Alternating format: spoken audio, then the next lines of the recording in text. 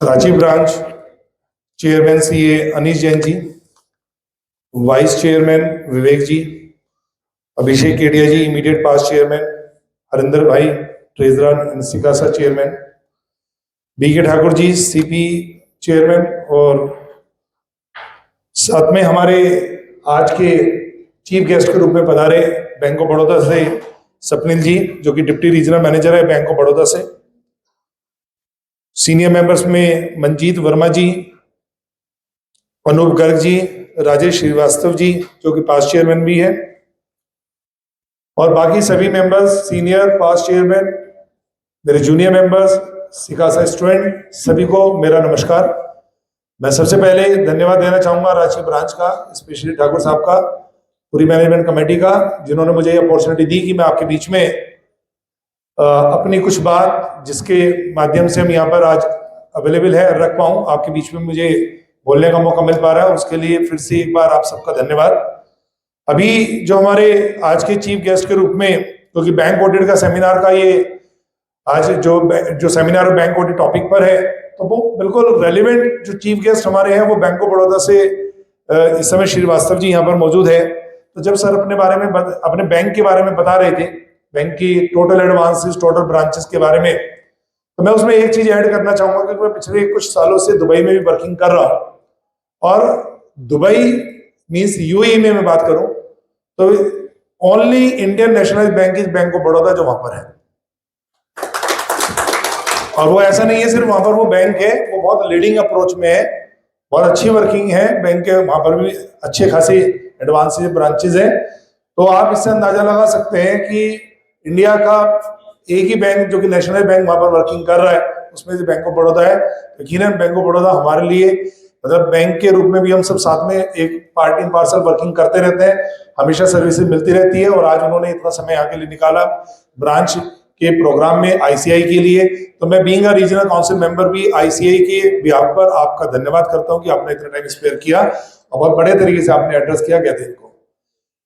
मैं इससे पहले अपना डेलिब्रेशन स्टार्ट करूं, अभी कुछ हमारी रांची ब्रांच के सिकासा बच्चों को, वैसे मैंने एज एन सिकासा चेयरमैन जब लास्ट टेन्योर में मेरा था, तो उसमें लास्ट टेन्योर में लास्ट जो ईयर था उसके अंदर में सिकासा चेयरमैन की भूमिका मुझे सीआरसी में निभाने का मौका मिला। तो मैंने उनको बहुत नजदीक से एनटीएस वगैरह के प्रोग्राम में देखा, और रांची ने उसमें यहाँ के स्टूडेंट ने उनको अवार्ड भी दिलवाया। और आज की जो परफॉर्मेंस है वो देख के मुझे समझ में आ गया कि अब मुझे थोड़ा सा बताना आसान होगा, कम से कम जो प्रैक्टिकल चीजें बोलते हैं क्या कैसे होगा। बहुत ही बढ़िया एग्जीबिशन एक बार बच्चों के लिए, और हमारे फ्यूचर चार्टर्ड अकाउंटेंट ये सब, इन सब के लिए मैं चाहूंगा कि हम सब ताली बजाएं, इनको प्रोत्साहन करें। और बहुत अच्छी बात इन्होंने करी, मुझे एक चीज याद आ गई, समझ में आ गई, आप सबके साथ भी ऐसा हुआ होगा।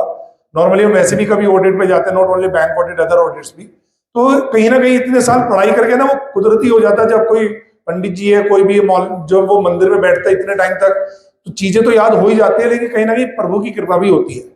तो कई बार ऐसा होता है कि हम बहुत सारी जगह जाते हैं लेकिन सैम्पलिंग ही करना होता है, लिमिटेड टाइम होता है, जैसे बैंक ऑडिट में भी है। तो कई बार आपने देखा हो किसी फाइल के किसी पेज पे आपने हाथ रख दिया तो पता चला वही गलती है, और वो भी बोल रहे थे बस इसी जगह थी, बाकी सब तो सही है। बाकी सब की बात नहीं है, तो ऊपर वाले का आशीर्वाद है चार्टर्ड अकाउंटेंट के ऊपर, जहां हाथ रख दिया वही गलती है। तो चाहे बैंक स्टाफ, बैंक की ऑथोरिटी उनको कितना भी ट्रेन करे कि भाई थोड़ा ऑडिटर को ऐसे ऐसे संभालो, हमें कम भी टाइम मिलता है या उस टाइम में भी और कमी हो जाता है, और उसके बावजूद भी जब हम करने पे आते हैं काम तो अच्छे ही करके दिखाते हैं और सारी कमियां ढूंढ के निकाल सकते हैं। तो हमारी जो काबिलियत है ना, वो बस अपनी हमें शक्तियों को पहचानना है हनुमान जी की तरह, और उसको भूलना नहीं है। ये सारे एक्सक्यूज की जो टाइम कम होता है, मैनेजर ने पेपर्स नहीं दिए, वो ऐसा हो गया, मैं समझता हूँ ये एक्सक्यूज से ज्यादा कुछ नहीं है। पीछे आपने देखा होगा कुछ टाइम ऐसा भी हुआ था कि किसी बैंक ने लिख दिया था कि 6 अप्रैल तक अगर आपके ऑडिट रिपोर्ट नहीं आई तो पर डे हम इतना इतना इतना इतना उसमें आपकी फीस कम करेगी, और 10 तारीख के बाद तो आपको हम लेंगे नहीं एंटिटी। उसमें बड़ा विवाद चला, आईसीआई ने भी उसको मैटर को दिया कि भाई ऑडिट कर रहे हैं आप, टाइम बाउंडिंग कैसे कर सकते हो जब वो टाइम पर आ गए या पेपर्स मांग रहे हैं, ऑलरेडी इन प्रोग्रेस है। तो मैं इतना ही कहना चाहूंगा, अगर डिले भी होता है ना, अपने को कोई दिक्कत नहीं करनी, भूल जाओ क्या डेट है, आपको आरबीआई ने ऑडिट दिया है, आप पूरे तरीके से करो। पर हमें ये नहीं कह रहा कि आप वहां पर ऑडिट ही लेट शुरू करें, टाइम प्रॉपर ना दे, वो सब हमें करना है। लेकिन अगर टाइम लग रहा है और सैम्पलिंग साइज बढ़ता है तो हमें उस तरफ जाना है। ये नहीं सोचना मेरी रिटर्न फ्लाइट है, मुझे वापस जाना है, अब कैसे होगा सर, दोबारा आ जाएंगे, अपना प्लान एक्सटेंड करेंगे, किसी एक पार्टनर को जाना तो जाके दोबारा आ जाए, लेकिन अपनी ड्यूटी को पूरे तरीके से निभाना, किसी प्रेशर में नहीं आना है। हाँ, टाइम टू टाइम आप कर पा रहे हैं और डिले किस कारण से हो रहा है तो आप अपने जो जो पेपर्स मांगते हैं उसके लिए आप उनको टाइम टू टाइम मेल भेजते रहे, जिससे कि वो सब प्रोग्रेस का पार्ट बना रहे। और जितनी मिल जाए, 10 चीजें मांगी, 4 आज आ गई, लिख दो जी बैलेंस शेयर पेंडिंग है, हमने फलाना मेल का ये रेफरेंस है, आगे कुछ और आ गया तो कितना ही डिले करे हम उनसे आगे चलेंगे। और ऐसा ही हमारे ये स्टूडेंट ने दिखाया, तो बहुत ही बढ़िया एग्जीक्यूशन थी, मुझे बहुत पसंद आया और मैं फिर से एक बार बच्चों को बधाई देता हूं कि उन्होंने इतना अच्छा एग्जीक्यूशन दिया। बैक टू माई टॉपिक, जो कि बैंक ऑडिट पर है। करीबन पिछले 24 साल से तो ऑडिट मैं भी कर रहा हूं और लगातार ब्रांच ऑडिटर के रूप में, कुछ कोऑपरेटिव सोसाइटी के सेंटर ऑडिटर के रूप में भी काम किया, अभी भी बहुत सारे कॉन्करेंट रेवेन्यू स्टॉक है। मतलब मेरा अपना, अगर मेन प्रैक्टिस में ज्यादा एरिया की बात करें तो बैंक्स, उसके बाद जीएसटी लिटिगेशंस और थोड़ा दुबई की वर्किंग में ज्यादा इन्वॉल्व हूँ, ये मेरा part and parcel of area है। टैक्सेशन थोड़ा कम देखता हूँ, उसका रीजन है कि मैं, मेरे पूरे परिवार में मेरे चाचा सीए है, छोटा भाई, उसकी वाइफ, सिस्टर, ठीक है, बेटा भी सीए फाइनल में पेपर देगा मई में, तो अपने परिवार में सब सीए, इसलिए ऑफिस का नाम भी सीए हाउस ही रखा हुआ बिल्डिंग का। तो वो सब अपने अपने तरीके से बाकी थोड़े थोड़ी अपनी रिस्पॉन्सिबिलिटी काम देख लेते हैं, जो मुझे मिलता है मैं उससे कर पाता हूँ। जब सर बैंक ऑडिट की बात आती है तो इससे पहले हम, जो मुझे जिम्मेदारी दी गई है उस पर जरूर आऊंगा, और आपके कोई डाउट्स या कुछ भी होगे तो आप मुझे बिल्कुल बीच में रोक के भी आप बोल सकते हैं, और मैं आराम से आपकी बात सुनूंगा भी और अपनी बात बोलूंगा भी। कोई ऐसा नहीं है कि लास्ट में हमें क्वेरी सेशन लेना है, क्योंकि फिर लंच ब्रेक हो जाएगा तो क्वेरी खत्म हो जाएगी। तो जहां आपको लगे, हाँ मुझे लगेगा कोई बहुत डिटेल है तो I will be address after the session, लेकिन जो भी आपको जहां लगे, क्योंकि हम भूल ही जाते हैं फिर क्या पूछना था और कौन सी बात आ गई, तो आप उसको इंटरेक्टिव बनाएंगे, नोट अ वन साइड कि मुझे बताना है और आपको सुनना है। और ऐसा भी नहीं है कि मैं एक्सपर्ट हूं, मुझे बहुत कुछ हर सेमिनार से कुछ ना कुछ सीखने के लिए मिलता है, और वो सीखने की चीजें, लर्निंग प्रोसेस जब तक रहता है तब तक आप और हम अच्छे तरीके से वर्क कर पाते हैं, ऐसा मेरा मानना है। देखो, जब बैंक ऑडिट की बात शुरू करी हमने, तो थोड़ा सा मैं एकेडमिक बैकग्राउंड से भी हूं, तो मेरी एक आदत है कि हम खुद या हमारी टीम, क्योंकि अभी 5-7 दिन है, आज हम 23 ऑफ 2026 पे बात कर रहे हैं इस समय मार्च में, तो अभी 5-6 दिन हमारे पास तो प्रॉपर है। तो जो भी आपकी टीम है, जो स्टाफ है या सेकंड या पेड स्टाफ है, आर्टिकल है, व्हाट्सएवर, या खुद आप खुद भी, तो हम क्या करते हैं, इसको, इस सेशन को या प्रोग्राम को, सेमिनार को इस तरीके से लेते हैं कि एक तरीके का हमें आता तो सब कुछ है, क्योंकि मुझे भी इतने साल हो गए, तो आप भी बहुत सालों से ऑडिट कर रहे हैं, तो सबको सब पता है, कोई नया ज्ञान तो मिलने वाला नहीं। और रही बात कोई चेंजेस है क्या, बहुत ज्यादा, कोई चेंज एज सच, बहुत मेजर चेंज एज सच नहीं है। तो बात हो गई खत्म सर, फिर सेशन में हम करेंगे क्या सर, कुछ मिला के ये हमारा रिवीजन आप मान लीजिए, ठीक है। जैसे आपको काफी टाइम हो गया, बीच में सीए ड्रॉप मान लीजिए कोई कर देता, फिर दोबारा करना शुरू करता, तो उसको 2-4 दिन तो चाहिए किताबों की धूल मिट्टी हटाने के लिए, हम पे होती 2-4 दिन। अब ब्रांच 3 की जगह 2 ही आती है, कैटेगरी 4 में तो कई बार 1 ही आती है बेचारे पे, और 2 ब्रांच में से 1 ब्रांच सिर्फ ये समझने में चली जाए, जबकि उसी ब्रांच का, उस बैंक का, आप हो सकता है रेगुलर पैनल पर पीछे भी आपने ऑडिट किया हो, लेकिन उसके बावजूद भी हम कहीं ना कहीं बहुत सारी चीजें एक ब्रांच में निकल जाने के बाद याद आती है, यार ये भी देख लेते, ये तो पूछा ही नहीं, ये रिपोर्ट में तो दिक्कत है, एमओसी फाइलिंग कैसे करनी है, और नया बैंक का तो और ज्यादा आपको उसका रिपोर्टिंग फॉर्मेट समझना है। सर दूसरी ब्रांच पे जाके काम कर पाते हैं, ये गलती ना हो, इस सेमिनार को पॉजिटिव वे में एक रिवीजन के तौर पे आप ले, आपको बहुत ज्ञान है, बहुत अच्छे तरीके से आप वर्किंग करते हैं, कहीं कुछ कंफ्यूजन होगा एक दूसरे की बात में तो उसको टू द एक्सटेंड हम इसमें रिजॉल्व करने की कोशिश करेंगे, बाकी सब चीजें यहाँ पर रहेगी। जो बैंक ऑफ बड़ौदा से सर है, सर को मैंने रिक्वेस्ट किया सर थोड़ी देर के लिए जरूर मेरे लिए रुकिएगा, लेकिन अगर सरकार टाइम कीमती है, सर जाना चाहेंगे तो मैं मना नहीं करूंगा, क्योंकि अपना सेशन चलता रहेगा, आप बैठना चाहेंगे अच्छा लगेगा, लेकिन आपको जाने का होगा तो आप जा भी सकते हैं, ठीक है। ये मतलब मैंने सर को रिक्वेस्ट करी थी थोड़ी देर रुकने के लिए, इसलिए मैंने सर को बोला। अप टू योर विश, आप जाना चाह रहे हैं, क्योंकि बैंक का भी क्लोजिंग टाइम है तो काम ज्यादा है, तो चलिए, thank you sir, thank you, आपने इतना टाइम स्पेयर किया, तो हाँ आप आइए, ठीक है, थैंक यू सर जी। तो मैं भी क्या बात कर रहा था आपसे, आप खुद ही आपका स्टाफ जो भी इस ऑडिट टीम में पार्ट एंड पार्सल बनने जा रहा है, कुछ प्लानिंग तो हम ब्रांच के आने के बाद ही करेंगे, बुकिंग कब करवानी है, कहाँ रुकना है, कैसे करना है, कितने दिन का शेड्यूल बनाना है, क्या डेट है, क्लोजिंग सर्कुलर, ये वो, लेकिन सर कुछ चीजें तो हमारे पहले से तैयार होनी चाहिए। प्लीज नोट डाउन, कुछ चीजें मैं लिखवाना पसंद इसलिए करता हूं क्योंकि बैंक ऑडिट में हमारी फीस भी एडवांसेस पर बेस होती है, एरिया फोकस भी ज्यादातर वही होता है, एलएफआर में भी जो 2020-21 से जो अब ऑनवर्ड चल रहा फॉर्मेट, उसमें भी चेंज मेजर उसी एरिया में था। तो हम उस पर जब बात करना शुरू करते हैं, मैं कहता हूं कि हम कोई भी लड़ाई लड़ने जा रहे हैं तो हथियार पूरे होने चाहिए, चाहे उसकी जरूरत पड़े या ना पड़े, तलवारें पूरी आपकी सही होनी चाहिए। तो ये अपनी किट में भी रख ले, सॉफ्ट में और हार्ड में। और जो आपका स्टाफ है, मैं कहता हूं उससे भी लगना चाहिए सीए साहब ने कुछ पढ़ने के लिए दिया, क्योंकि हम जाके हमें ही नहीं पता होता पेपर्स कब मिलेंगे, स्टाफ खाली बैठा रहता है और जब भी दिखाया पिक्चराइजेशन में काफी हद तक वही चलता रहता है, 2-1 दिन उसी में निकल जाते हैं। तो उनको आज से कुछ पढ़ने के लिए दे देना। क्या करना है सर, जो एडवांसेस में हमारा मेन एरिया जिसको हम बोलते हैं आईरेक, आईरेक क्या हमारा उसमें लिखा हुआ है प्रूडेंस नॉर्म्स, किस पर, income recognition, assets classification, provisioning वगैरह साथ में। आईरेक का जो सर्कुलर है वो टाइम टू टाइम आरबीआई आता रहता है, उसको अपडेट करता है, जितने बीच में इनसे रिलेटेड बीच बीच में सर्कुलर आते हैं उनको कंपेल करके मास्टर सर्कुलर बनता है। जो लास्ट मास्टर सर्कुलर आया था आरबीआई का वो 1 अप्रैल 2025 में आया था। अब आरबीआई अगेन गूगल से डाउनलोड कर सकते हैं। टोटल 77 पेजेस का है। तो पहली चीज तो आपकी किट में क्या होना चाहिए, आईरेक का इनकम रिकॉग्निशन एसेट्स क्लासिफिकेशन का मास्टर सर्कुलर 1 अप्रैल 2025, 77 पेज का डाउनलोड करके हार्ड निकाल ले, अच्छी बात है, सॉफ्ट में तो रख लो, क्योंकि कल को कोई दिक्कत आएगी ना और आप कुछ भी बोलोगे कि हमें सेमिनार में ये बताया था इस प्रॉब्लम का सॉल्यूशन, राजीव जी बता के गए थे, कोई फायदा नहीं है उसका। जो लिखा हुआ है वो ग्रंथों में हमारे लिखा हुआ है, आरबीआई के व्याप पे हम ऑडिट करते हैं, तो जो उसके नॉर्म्स है वही चलेगी, बैंक की पॉलिसी हमारे लिए नहीं चलेगी। 77 पेज बता दिए, लेकिन ये भी बहुत ज्यादा हो गया। ज्यादातर जो ब्रांचेस 3rd और 4th कैटेगरी में और 2nd कैटेगरी में भी जो मिलती है, रूरल सेमी रूरल की ब्रांचों की तो मैं बात ही कर रहा हूँ, छोटे एडवांस से 150-200 करोड़ तक की ब्रांच पे आपको 16 पेज आपके काम किया शुरू, उसके बाद के उतने यूजफुल नहीं है। तो आपको 77 पेज में भी 16 पेज ही पढ़ने। लेकिन एक प्रॉब्लम आने जा रही है, ये चेंज कह लो आप, आज ही अगर आप इसको साइड से देखेंगे और डाउनलोड करने जाएंगे तो आपको पता चलेगा वो आ तो रहा है आरबीआई की साइट पे, लेकिन उस पर लिखा हुआ रेड कलर का बीच में विड्रॉ, वापस ले लिया।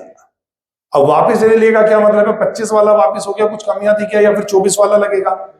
24 और 25 सेम ही थे, जो बीच में 1-2 छोटे सर्कुलर आए थे वो अपडेट हुए। सर आरबीआई ने 28 नवंबर 2025, डेट नोट कर सकता है, 28 नवंबर 2025 से डिसाइड किया कि अब हम मास्टर सर्कुलर नहीं निकालेंगे, we are now deal with master direction. Direction अलग पहले भी आती थी, लेकिन अब आईरेक पे भी अब सर्कुलर नहीं आएगा, अब क्या आएगा जी, डायरेक्शन आएगी, और डायरेक्शन आपकी अपडेट होती रहेगी। इतने सारे सर्कुलर का पीछे रेफरेंस देने की जरूरत नहीं है, अब वो डायरेक्शन का पार्ट बनेगा, कोई चेंज आएगा तो डायरेक्शन के अंदर आएगा। तो 28 नवंबर 2025 की डायरेक्शन को भी आप डाउनलोड करेंगे, और वो ऑलमोस्ट सिमिलर चीज है, फर्क सिर्फ इतना वो 49 पेज की हो गई। अब 77 से 49 पेज कैसे हो गए, तो जो 77 पेज था उसमें बाद में पीछे कुछ उन्होंने फॉर्मेट फॉर्म भी दिए हुए थे, वो इसमें फिलहाल डायरेक्शन के पार्ट में नहीं दिए। तो सिमिलर चीज है, तो कोई आईरेक नॉर्म्स खत्म नहीं हुए, कोई विड्रॉल का मतलब ऐसा सच नहीं है। 2025 में उन्होंने सर्कुलर निकाला था, 2025 28 नवंबर से उन्होंने पैटर्न चेंज कर दिया, अब डायरेक्शन में आपको फॉलो करना है। वेदर आप डायरेक्शन रखे अपने पास, चाहे आप सर्कुलर रखे अपने पास, आईरेक की एक ही बात है, फिलहाल आप रखिएगा जरूर, और शुरू के 16 पेज वही सेम है, आप 16 पेज अपने पास पढ़ भी ले और अलग से प्रिंट भी निकाल ले, पूरे के नहीं निकाल सकते तो ठीक है जी। तो 16 पेज मैंने लिखवा दी। इसी आईरेक में जब हम बात करेंगे तो मैंने भी आपको बताया ना कि 49 हो गए, उसमें पेज कितने 77 ओरिजिनल में, तो बाद में इसमें एनेक्सर है। जिनके पास रूरल ब्रांच सेमी रूरल में आता है और एग्रीकल्चर एडवांस ज्यादा आता है, मैं एग्रीकल्चर एडवांस का भी एक अलग से पीपीटी लूंगा आपके साथ, कुछ टाइम गुजारूंगा उस पर। जब आप एग्रीकल्चर एडवांस के अगर आप ब्रांचेस देख रहे हैं तो उसी आईरेक का मास्टर सर्कुलर का पेज 64-65 पे एनेक्सर 2 है, सिर्फ 2 पेज का है। वो एग्रीकल्चर एडवांस की ब्रांच जिनके पास है, चाहे तो आप एग्रीकल्चर की हेडिंग डाल दो आप, तो वो आप 2 पेज जरूर अपने पास रखे, एनेक्सर 2 ऑफ आईरेक, एनेक्सर 2 ऑफ आईरेक, ठीक है सर। 2 चीज हो गई, आईरेक कंप्लीट तो हो ही गया, नहीं करना तो प्रिंट में निकालने 16 पेज और 2 पेज निकालने आपको एनेक्सर 2 के। फिर आ जाते हैं, क्योंकि एग्रीकल्चर की बात है, तो हमारा आईसीआई का गाइडेंस नोट आता है, हर साल ही आता है, अभी भी आ गया 2026 में, करीबन 800-900 पेज का है। विद स्टेट, जिसमें सेंटर ऑडिटर और ब्रांच ऑडिट दोनों के लिए बात है, बैंक सेंटर ऑडिटर के लिए भी और ब्रांच ऑडिटर के लिए भी। सर मैं उसमें से फोकस कर रहा हूं अपने एरिया पे। वापस एग्रीकल्चर एडवांस चैप्टर में डिवाइड है वो guidance note. Chapter number 10, chapter 10 आपसे डाउनलोड करिएगा वहां से, वो अलग से भी चैप्टर डाउनलोड हो जाएगा या उसको ब्रेक कर लेंगे। उसके पेज नंबर है 406 से 431। गाइडेंस नोट के टोटल 800 पेज में से आपको ब्रेक करके कितना प्रिंट निकालना है? 4062 431, 25 पेज हो गए सर। पूरा एग्रीकल्चर एडवांस कवर हो जाएगा इसके अंदर। तो गाइडेंस नोट के वो 25 पेज आप रख लो, उसके अंदर चेक लिस्ट भी है, उसमें इंटरेस्ट सबमेंशन भी है, उसके अंदर बहुत सारी बातें, एनपीए भी है, बाकी भी सब है। 25 पेज हो गए सर। जब हम एग्रीकल्चर एडवांस में जाते हैं तो पता चलता है 80% ट्रैक्टर फाइनेंस भी वैसे इसमें आता है, जो कोल्ड स्टोरेज है वो भी इसके अंदर आता है, एलाइड एक्टिविटीज भी आती है, क्योंकि क्रॉप या फार्म क्रेडिट ही सिर्फ एग्रीकल्चर एडवांस नहीं है। डेफिनेशन 2015 से चेंज हो गई, पहले डायरेक्ट और इनडायरेक्ट चलती थी एग्रीकल्चर में। अभी 3 कैटेगरी में एग्रीकल्चर एडवांस होता है, फार्म क्रेडिट होता है, एंसिलरी सर्विसेज होती है आपकी, ठीक है। तो इस तरीके से आगे मैं बताऊंगा आपको। तो जब आप उसे करेंगे तो उसमें मिलेगा 80% ऑफ द एग्रीकल्चर ब्रांच वाली बैंक की ब्रांच में भी 80% केसीसी मिलेगा आपको। तो केसीसी का सर एक मास्टर सर्कुलर है जो अभी तक चल रहा है। 98 में वैसे कंसेप्ट आया था, 2004 2012 में इसमें चेंजेस आए। वो है सर्कुलर जो इस समय अपडेटेड अभी भी आपके लिए चलेगा, वो है 4 जुलाई 2018 केसीसी का मास्टर सर्कुलर। 4 जुलाई 2018 15 पेज का है, जिसमें से प्रिंट सिर्फ 7 पेज करना, क्योंकि बाकी 8 पेज के इलस्ट्रेशन है बाकी के 8 पेज में। तो 7 पेज से काम चल जाएगा। 7 समझ लिए तो 8 के आंसर आ जाएंगे, 8 के आंसर दे पा रहे तो 7 समझ लिया आपने। तो क्या हो गया सर? ये हो गया केसीसी का मास्टर सर्कुलर। अब बात करते हैं कि आगे चल के आपको जरूरत पड़ेगी, पता चलेगा कि एसएलबीसी होता, बाकी होता, कुछ चीजें मैं बाद में नोट करवा दूंगा। फिलहाल इतने तक आपका काम चल जाएगा। और फिर भी किसी को वो क्रॉप सीजन को लेकर बड़ा झगड़ा रहता है। मैं तो यूपी से बिलोंग करता हूं, हर एक स्टेट का अपना एसएलबीसी होता है, स्टेट लेवल बैंकर कमेटी होती है जो क्रॉप के सीजन डिसाइड करती है। आपके यहाँ पर झारखंड का मुझे ऐसा आइडिया नहीं, राजस्थान में और वो सर चले गए, मैं बताता हूं उनको। यूपी के अंदर भी जो लीडिंग बैंक है वही उसका एसएलबीसी में लीड करता है। तो लीडिंग बैंक जो है बैंक ऑफ बड़ौदा हमारे यहाँ पे यूपी में भी, ठीक है। तो वहां पर बैंक ऑफ बड़ौदा का मैनुअल जो है, जो एसएलबीसी का मैनुअल है 2022 वाला अभी तक चल रहा है, उसका पेज नंबर 104। इसी तरह आप अपने में देख लेना, एक ही पेज वो रेफरेंस में मिल जाएगा, आप सर्च मारोगे, ठीक है। क्रॉप सीजन पीरियड का पूरे मैनुअल जो आपके स्टेट में चलता होगा, बस वही पेज निकाल लेना। फिलहाल मैं यूपी वाला तो बता रहा हूं, हो सकता है ब्रांच आपको वहां की मिल जाए। यूपी और राजस्थान में तो यही चलता है। तो पेज नंबर 104 है उसका, SLBC bank of Baroda. Bank of Baroda special बोल रहा हूं क्योंकि वो 2 स्टेट का तो मुझे पता है, बाकी का मुझे आइडिया नहीं है। जिस स्टेट में आपका हो आप देख लेना। सर टोटल मैंने कितने पेज लिखवा दी होगी आपको? प्रिंट की बात करते हो 16 पेज आए रख के, 25 पेज गाइडेंस नोट के, 2 पेज एक जगह, 1 पेज एक जगह, 7 पेज अगर आप ले किसके, केसीसी मास्टर सर्कुलर के। टोटल मिला के ऐसे टोटल कर लो। पीछे बच्चे बैठे हैं सिखा सके, 2-4 मुझे दिख रहे हैं जिन्होंने भी प्रेजेंटेशन करी है, तो जल्दी टोटल बता देंगे। कुछ तो रफली बता दो। 50 से कम होगा, 50 पेज से कम होगा। इतनी पढ़ाई तो हम कर सकते हैं, और कुछ भी नहीं कर सकते तो स्टाफ को दे दे, भाई पढ़ के आना, तुम्हारी जिम्मेदारी है, ऑडिट करके आओ। पिछली कोई फाइल रखी है तो फाइल भी दे दो उसको, फॉर्मेट देख लेगा। सर ये बात लिखने की बात यहाँ खत्म हो गई है। अब मैं प्रेजेंटेशन पे अपने शुरू करूंगा, क्योंकि ये तो हमारी किट तैयार हो गई। जो भी मैं बोलूंगा, जो बताऊंगा, वो सिर्फ इसी से बताऊंगा, इससे बाहर कुछ नहीं बताऊंगा, ठीक है जी। गाइडेंस नोट से, आयरक नॉर्म से, आरबीआई से जो रेलेवेंट, हाँ किसी पे प्योरली बैंक ऐसा जिसपे गोल्ड के एडवांस ज्यादा है तो उसका एक अलग सर्कुलर है। इंटरेस्ट सबमिशन को बहुत चेक करना चाहता है तो उसका एक अलग सर्कुलर है। वो तो सब जगह आपको पता है। बैंक से क्लोजिंग, जो क्लोजिंग सर्कुलर आता है वो लेना ही पड़ेगा आपको बैंक से। एक बहुत जरूरी चीज, बच्चों ने बहुत अच्छा प्रेजेंटेशन किया, लेकिन स्टार्ट करने से पहले कभी भी आप ऑडिट शुरू करें सर, मेक श्योर, ये तो मैंने आपको बता दिया, किट रख ले। अपने ही एक्सपीरियंस से किसी की लिस्ट मांगो मत, चेकलिस्ट मैं भी दे सकता हूँ लेकिन मांगो मत। कुछ तो सबको पता है क्या क्या मांगना है। जैसे भी बोला भी था, सीसीओडी फाइल दे दो, सॉफ्ट में दे दो, हार्ड में दे दो, लिख के दे दो। क्लोजिंग सर्कुलर लिख दो, साथ में आप लिख दो भैया एनपीए का मूवमेंट दे दो, ठीक है। मूवमेंट ऑफ एनपीए कोई बनाना चाहे तो चेकलिस्ट बना ले, छोटी सी तो मुझे याद है 4-5 मेजर चीजें। एनपीए का मूवमेंट ले लो। ऐसे में 1 और 2 की खास तौर से आप रिपोर्ट ले लो 3-4 पीरियड की, दिसंबर की ले लो, फरवरी की ले लो, किसी भी डेट पे निकल जाता है आजकल तो। ऐसे में 2 की 3-4 पीरियड की डिटेल मांग लो आप उससे। जितने आपके यहाँ पर ऑडिट हुए भैया उनकी फाइल तैयार रखना, ठीक है। और बता दो कौन कौन से तुम्हारे यहाँ पर ड्यूरिंग द ईयर ऑडिट चल रहे हैं। उसकी मुझे इस साल के ऑडिट की या जो भी है उसकी फाइल मुझे चाहिए। जब आप लिस्ट ऑफ फ्रेश एडवांसेस मांग लो, जितने भी आपके यहाँ पर नए एडवांस हुए, क्योंकि हमें डॉक्यूमेंटेशन भी वेरीफाई करना पड़ता है। अब आप ये सब चीजें और भी कुछ अपने पास से ऐड करना चाहे वो ऐड करके प्लीज, जैसे आपको ब्रांच का पता चले, प्रीवियस ऑडिटर को तो एनओसी की आप मेल भेजते ही है, आप ये जरूर अपने पास से बैंक की ऑफिशियल मेल आईडी पर मेल कर दे। और इसमें ये भी लिख दे, हम स्टार्ट से पहले आप अरेंज कर लो, जब हो जाए जब हमें बता दो, we can start the our audit. फिर भी वो आपको 10 में से 2-3 चीजें दे पाएगा। जब आप पहुंचे बैलेंस का बता दें, आपने 3 दी अभी नहीं दी, उसको आप फॉलोअप जरूर करो। और जब आप पहली मेल भेजे तो ये ना लिखे बस ये 10 ही लिस्ट चाहिए, आप लिखे फिलहाल ये 10 तो हमें चाहिए इमीडिएट, बाकी हम आपको नेक्स्ट मेल पे या फ्यूचर जो भी आपका कॉरेस्पॉन्डेंस है उसके साथ आपको अपडेट करते रहेंगे, कुछ और चीज हमें जब भी चाहिए होगी तब भी। तो अपना कम्युनिकेशन भी स्टार्ट हो गया, पेपर वर्किंग भी स्टार्ट हो गई। जो आपको समझ में आता है वो चीज जरूर ऐड करें, चेक लिस्ट के साथ जरूर जाए, बिना उसके काम बनने वाला नहीं है। नेक्स्ट टॉपिक पे आते हैं जी, टॉपिक की बात कर लेते हैं, स्लाइड से शुरू कर लेते हैं। ये जो मैंने आपको बताई दिया, वैसे 2025 का मास्टर सर्कुलर लिखा हुआ है, दो मैं जानबूझ के अभी भी रखने वाला कि मास्टर सर्कुलर में इनबिल्ट हो गई है। जो चेंजेस आए थे ना सर, वो चेंजेस में जो मैं, अगर आप कह सकते हैं आईरेक में कुछ एडवांस को लेके चेंजेस था क्या, उस पर क्लैरिफिकेशन आई थी। तो बोथ आर द क्लैरिफिकेशन नवंबर 2021 में, और फर्दर क्लैरिफिकेशन 15 फरवरी 2022 में क्लैरिफिकेशन आई थी। मैं इसी क्लैरिफिकेशन इसलिए बोल रहा हूं, ये अलग से मैं इसलिए रखता हूं, फिर पूरा पढ़ने की जरूरत नहीं, आपको उस पॉइंट पे क्लैरिफाई करना है या उससे समझाना है मैनेजर साहब को या किसी को बताना, तो वहीं से निकाल के आप बता दें। चलो, जब क्लैरिफिकेशन की बात आ रही है तो जल्दी से 1-2 केस ले लेते हैं जिसपे क्लैरिफिकेशन थी। वैसे आपको क्लियर होगा क्योंकि पिछले आपने ऑडिट करे होगी तो आपको सारी जानकारी होगी। फिर भी मैंने बताया ना, ये एक सेमिनार जस्ट रिहर्सल है, रिवीजन है, तो उसी माध्यम से इसको चेक करते हैं। पता है तो अपना आंसर दीजिएगा, नहीं पता है तो उसको करेक्ट कर लेंगे, कोई बुराई नहीं है। अपने परिवार में बैठे हैं, बैंक में जाके हमें दिक्कत नहीं करनी। कई बार मैं देखता हूँ, मेरे पास बहुत सारे सीए के फोन आ जाते हैं जब वो कहीं किसी जगह उनको लगता है कि मदद की जरूरत है, पर मुझे लगता है कई बार तो वो गलत जगह पे फाइट कर रहे होते हैं और वो बहुत ज्यादा फाइट कर आते हैं। पहले तो इतनी तलवार एक साथ मत निकालना। अगर वो बहुत ज्यादा फोर्सफुली कुछ कह रहा है, समझा रहा है, हो सकता है ज्यादा चांस आपको मिसगाइड करना चाह रहा हूँ, लेकिन इमीडिएट आप ये मत बोलना है नहीं नहीं हमें ये सब पता है।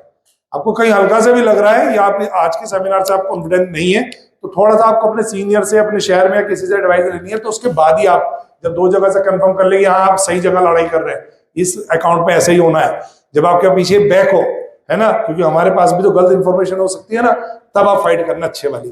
तो क्या है, मैं जरा 1-2 केस जल्दी से लेना चाहूंगा। देखो जी, 9 एनपीए और पीए सबको पता है, मैं क्लासिफिकेशन पे जा रहा है एडवांस में, इनकम रिकॉग्निशन पे बाद में आएंगे। एसेट्स क्लासिफिकेशन में एसेट्स क्या है, बैंक की मेजर एसेट्स क्या है, एडवांसेस, ठीक है। एडवांसेस यानी जो बैंक ने लोन बांटे हुए, उन एडवांसेस के अंदर पीए और एनपीए कैटेगरी बनती है। पीए को कहीं नहीं समझाया, पीए में ये समझाया जो एनपीए नहीं है वो पीए है, या पीए मतलब परफॉर्मिंग एसेट्स। तो समझाया किसी को, एनपीए को, कि एनपीए क्या होता है। एनपीए में आज का डेट में जो स्टैंडर्ड है बिल्कुल वो बहुत पहले से है। पहले तो वैसे 4 क्वार्टर 3 क्वार्टर आपने पता नहीं कब से ऑडिट करे हो, हमारे सीनियर बैठे वो बता पाएंगे, मैंने भी बहुत टाइम किया वो ऑडिट। अभी 90 डेज का स्टैंडर्ड नॉर्म्स है।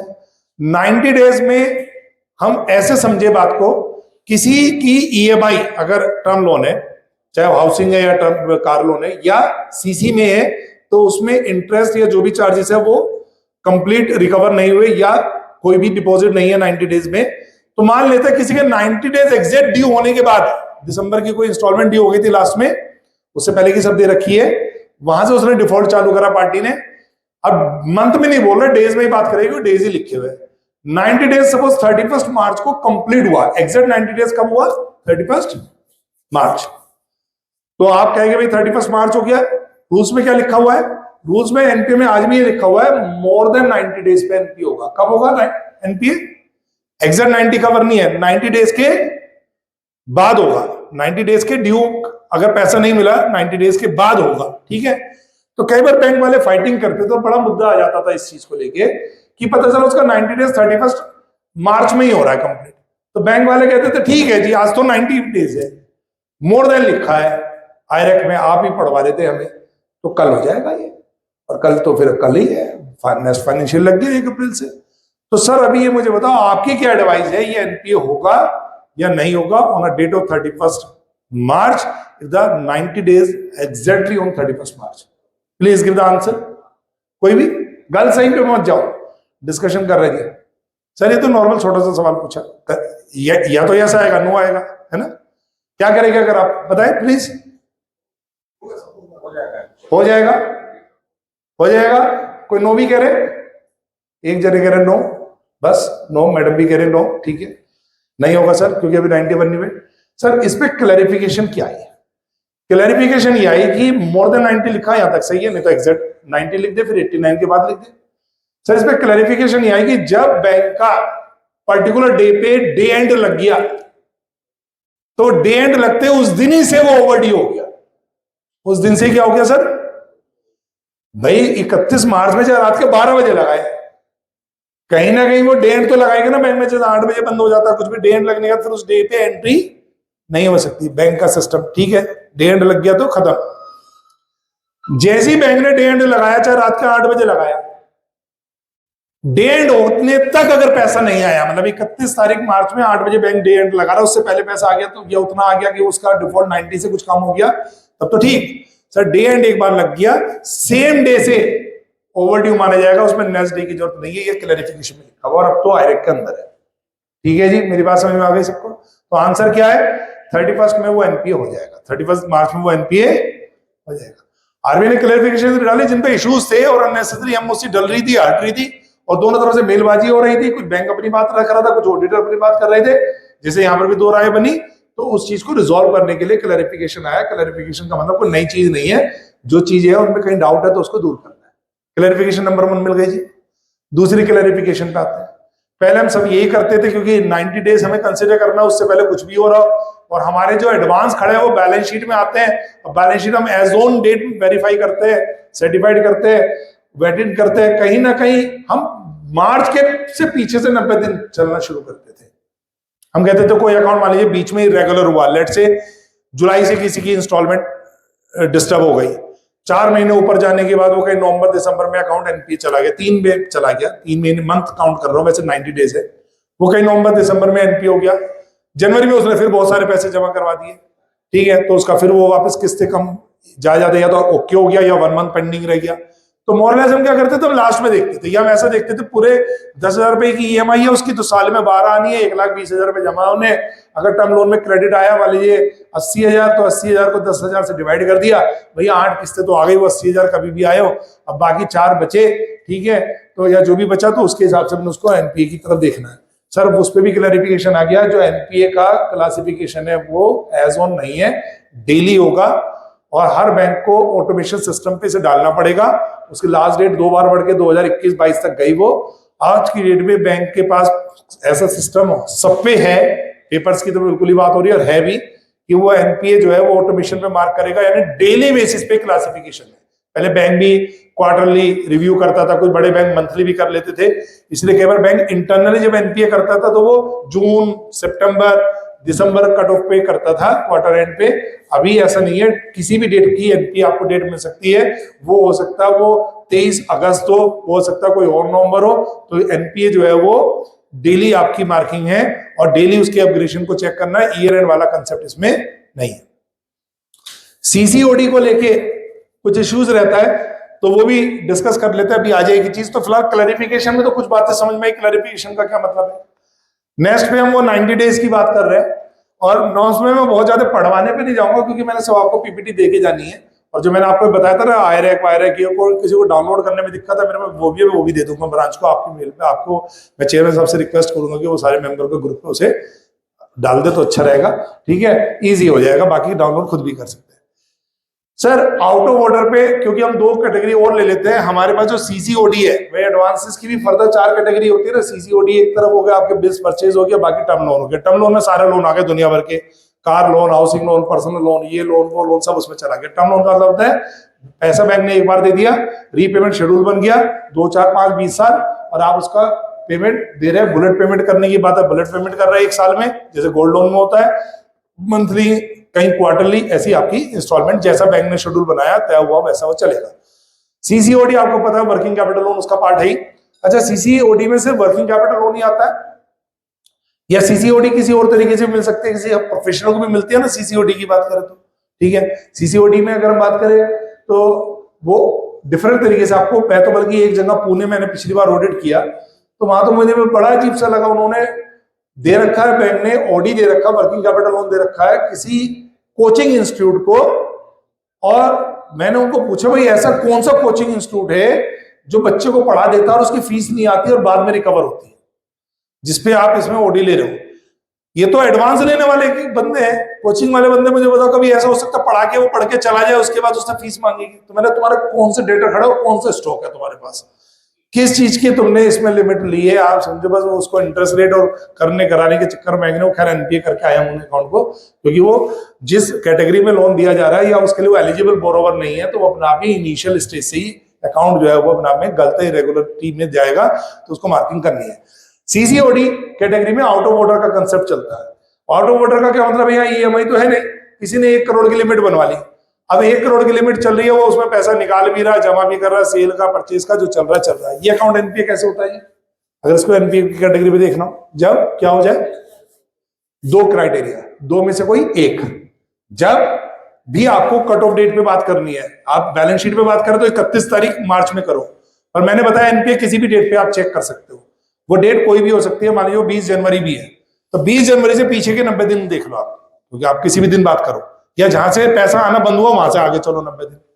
अगर 90 डेज के पीरियड में, अब हम इसे बैलेंस शीट डेट से पीछे की डेट नहीं बोल रहे, किसी भी डेट पे, किसी भी डेट के 90 डेज के ब्लॉक में अगर क्रेडिट नहीं आया, यानी नो क्रेडिट, क्या चीज बोला मैंने? नो क्रेडिट आया ही नहीं, सर स्ट्रेट फॉरवर्ड वो अकाउंट एनपीए कर दो उस पर्टिकुलर डेट पे जहां उसके 90 दिन पूरे हो गए और डे एंड लग गया। उसका आखिरी क्रेडिट बुक्स में दिख रहा है 10 जुलाई, तो 10 जुलाई से 90 डेज काउंट कर लो, मतलब अगर उसके आगे के 90 डेज में कोई क्रेडिट नहीं दिख रहा आपको, जहां उसका 90 डेज खत्म हुआ उस दिन वो अकाउंट एनपीए होगा। क्लियर है मेरी बात? अब आप कहेंगे उसके बाद देख गया तो क्या होगा, बाद में समझाऊंगा। फिलहाल उस दिन वो क्या हो गया, अकाउंट एनपीए। किस ग्राउंड पे हो गया? No credit 90 days. ओवरड्यू जरूर है, लेकिन सेम डे पे आप ओवरड्यू हो जाता है, सेम डे पे आप ओवरड्यू हो जाता है, वो आपने हमने समझ लिया, अंडरस्टैंडिंग हो गई हमारी। तो 90 डेज का कंसेप्ट में क्या आया जी? No credit. अब दूसरा क्राइटेरिया क्या? क्रेडिट नहीं है तो लगा ही दिया, चाहे उसका बैलेंस 1 करोड़ की लिमिट में 90 लाख चल रहा हो तब भी। दूसरा है अगर उसका बैलेंस आउटस्टैंडिंग, बल्कि अभी पहले वाले में वापस आता हूं, एक तो नो क्रेडिट, और if the credit is less than whatsoever charges और डेबिट, मतलब जितना इंटरेस्ट या सर्विस चार्ज या पैनल इंटरेस्ट या ब्रोकरेज कमीशन, प्रोसेसिंग फीस, कुछ भी मान लीजिए नया लोन हुआ है, नई लिमिट बनी है और वो उसी दिन से भाग गया, उसने कोई क्रेडिट नहीं करा है, क्रेडिट करा तो जितना उसका 90 दिन के पीरियड में, ब्लॉक पीरियड में डेबिट लगा, ठीक है, जो बैंकिंग इनकम है उससे कम क्रेडिट हुआ, उससे क्या हुआ? कम क्रेडिट। मान लो 10,000 रुपए महीने का इंटरेस्ट लग रहा है उसका, जून तक अकाउंट सही चल रहा था, आना जाना चल रहा था, लास्ट तक भी। 1 जुलाई से उसने कुछ भी क्रेडिट करना कम कर दिया, अभी थोड़ी देर के कम वाला बोल रहा हूं, तो जुलाई अगस्त सितंबर मंथ पकड़ लेते हैं, सितंबर लास्ट में वो अकाउंट क्या हो जाएगा? No credit. क्या हो जाएगा सर, जल्दी बताओ? एनपीए। और ब्याज कितना लग गया होगा इस पीरियड में? 10,000 रुपए पर मंथ पकड़ लिया, रफली कितना लग गया होगा? 30,000, राइट? अब सब मेरे साथ ही है ना, 30 लग गया होगा। और अभी हमने कहा कोई क्रेडिट नहीं है, तो आपको कोई दिक्कत ही नहीं, आपने कहा एनपीए। मैं कहता हूं उसने 20,000 जमा कर दिए इस पीरियड में, चाहे वो एक साथ करे, कभी 5, कभी 2, कभी 4, उसी 1 जुलाई से लेके 30 सितंबर के बीच में, जुलाई अगस्त सितंबर, उसमें 20,000 जमा कर दिए। अकाउंट का क्या स्टेटस होगा आपके हिसाब से जी? अब तो कुछ जमा करे जी मैडम, एनपी हो जाएगा, ठीक है मैडम भी एनपी करे। किसी को याद नजर आए? कोई ऐसा तो नहीं है जो बोलेगी जी जैसे उसने 20,000 जमा करे, मान लीजिए 5 अगस्त को करे 10,000 12,000, तो सर जुलाई वाले पैसे आ गए उसके। फिर उसने 25 अगस्त को कर दिए वो 10,000, तो शायद जुलाई के अगस्त के भी आ गए। तो कुछ तो कहते हैं सिर्फ 10,000 तो पेंडिंग रहा इंटरेस्ट, और that will equal into 1 month. Sir यहां पर है ना टर्म लोन वाली बात नहीं चलती कि 2 महीने की किस्त आ गई, एक बच गई और वो पीछे से सेटअप हो गई। 90 डेज के ब्लॉक में अगर 30,000 में उसने 29,999 रुपए भी जमा कर दिया और 1 रुपए भी बच रहा है, तो अकाउंट एनपी है। इसमें कई बार मैनेजर घुमा देता है, अजी हाथ हो गए, अगर जुलाई के आ गए, आज जमा कर दिए, यहीं से तो पेंडिंग है। आप 90 डेज के ब्लॉक पीरियड में जितना डेबिट लगा है उससे कम क्रेडिट होने पर भी अकाउंट क्या होगा? एनपी मार्क होगा। ठीक है जी, तो इंटरेस्ट वाली क्रेडिट वाली बात हो गई।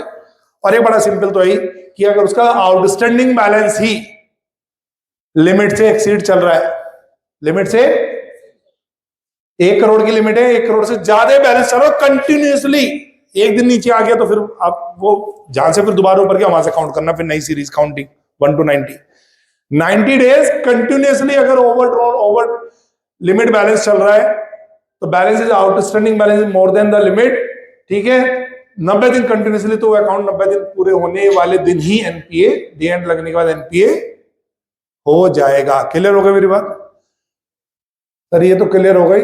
इसमें एक मैं सवाल लेना चाहूंगा, जो मैंने आपको बोला कि 90 दिन के बाद वो क्या हो जाएगा अकाउंट, अगर उसमें क्या हो गया, ओवरड्रॉन हो गया। 1 करोड़ की लिमिट है, सीसी अकाउंट है स्टॉक डेटर्स के अगेंस्ट। आपको पता है स्टॉक स्टेटमेंट रूल्स के या सैंक्शन लेटर लिखा होगा मंथली जमा करो, डीपी भी उनको टाइम टू टाइम चेक करनी है, और 3 मंथ्स बिफोर की स्टॉक स्टेटमेंट पे डीपी कैलकुलेट नहीं हो सकती, यानी डीपी जो होगी विद इन 3 मंथ्स होगी मैक्सिमम। इसे हम बोलते हैं टेम्परेरी डेफिशिएंसीज, कि अगर 1 आध महीने का उसने स्टॉक स्टेटमेंट नहीं दिया या दिया और उसमें कम भी आ रहा है तो भी आप उससे पिछले वाले स्टॉक स्टेटमेंट पे बेस करके डीपी रख सकते हो। भी मेरी बात रखना, अगर आपने उससे पहले वाले पे निकाली है, अगस्त का स्टेटमेंट भी दे दिया, जुलाई का भी दे रखा, जुलाई के बेस पे निकाल के चल रहे हो, चल ये मानो अगस्त की नहीं आई, ये आई तो कम आई, ये टेम्परेरी है जी, कुछ बाई चांस स्टॉक कम है अगली बार आ जाएगा, हम बार बार कम नहीं कर रहे। 3 मंथ से बिफोर के स्टॉक स्टेटमेंट पे डीपी कैलकुलेट। दूसरे हमारे स्पीकर साहब आएंगे, वो आपको बहुत अच्छी तरह डीपी में ज्यादा फोकस में वो काम करता है, तो वो बताएगी, मैं बस उतना ही पार्ट ले रहा हूं जितना एनपीए से रिलेटेड है। Sir DP limit sanction 1 crore, but कहीं जाके बैंक ने किसी जगह जब स्टॉक स्टेटमेंट डीपी हो गई 90, डीपी कितनी हो गई 90 लाख, बैलेंस कंटिन्यूसली चल रहा 92 लाख, तो काउंट होगा। यहां लिमिट जो मैं आउटस्टैंडिंग बैलेंस बता रहा हूं वो ओरिजिनल लिमिट की बात नहीं कर रहा हूं। डीपी कम होकर 90 हो चुकी है उसकी, यानी अब सेंशन कितना है 90 है, ऊपर वाला से जमा करना था तो वो पहली 2 लाख एक्सिस है और 90 दिन और हो गए चलते चलते 90 से ऊपर, तो आपको ये नहीं देखना, सेंशन लिमिट ही देखनी है। साथ में क्या देखना आपको जी उसका, कई बार हम देखते हैं बैलेंस जो है 1 करोड़ की लिमिट है यार, हर बार 95 96 95 96 जा रहा है, चेक कर लो इतने मार्जिन पे चल रहा है, इसका पता कुछ नहीं, डीपी कम कर रखी हो बैंक ने, इधर उधर कभी करी हो या हो नहीं हो, या उसकी डीपी फीड ही नहीं हो, करेक्ट नहीं करी हो, डीपी भी रिव्यू वगैरह चेक करनी है, बड़े अकाउंट तो देखना ही आपको, ठीक है जी।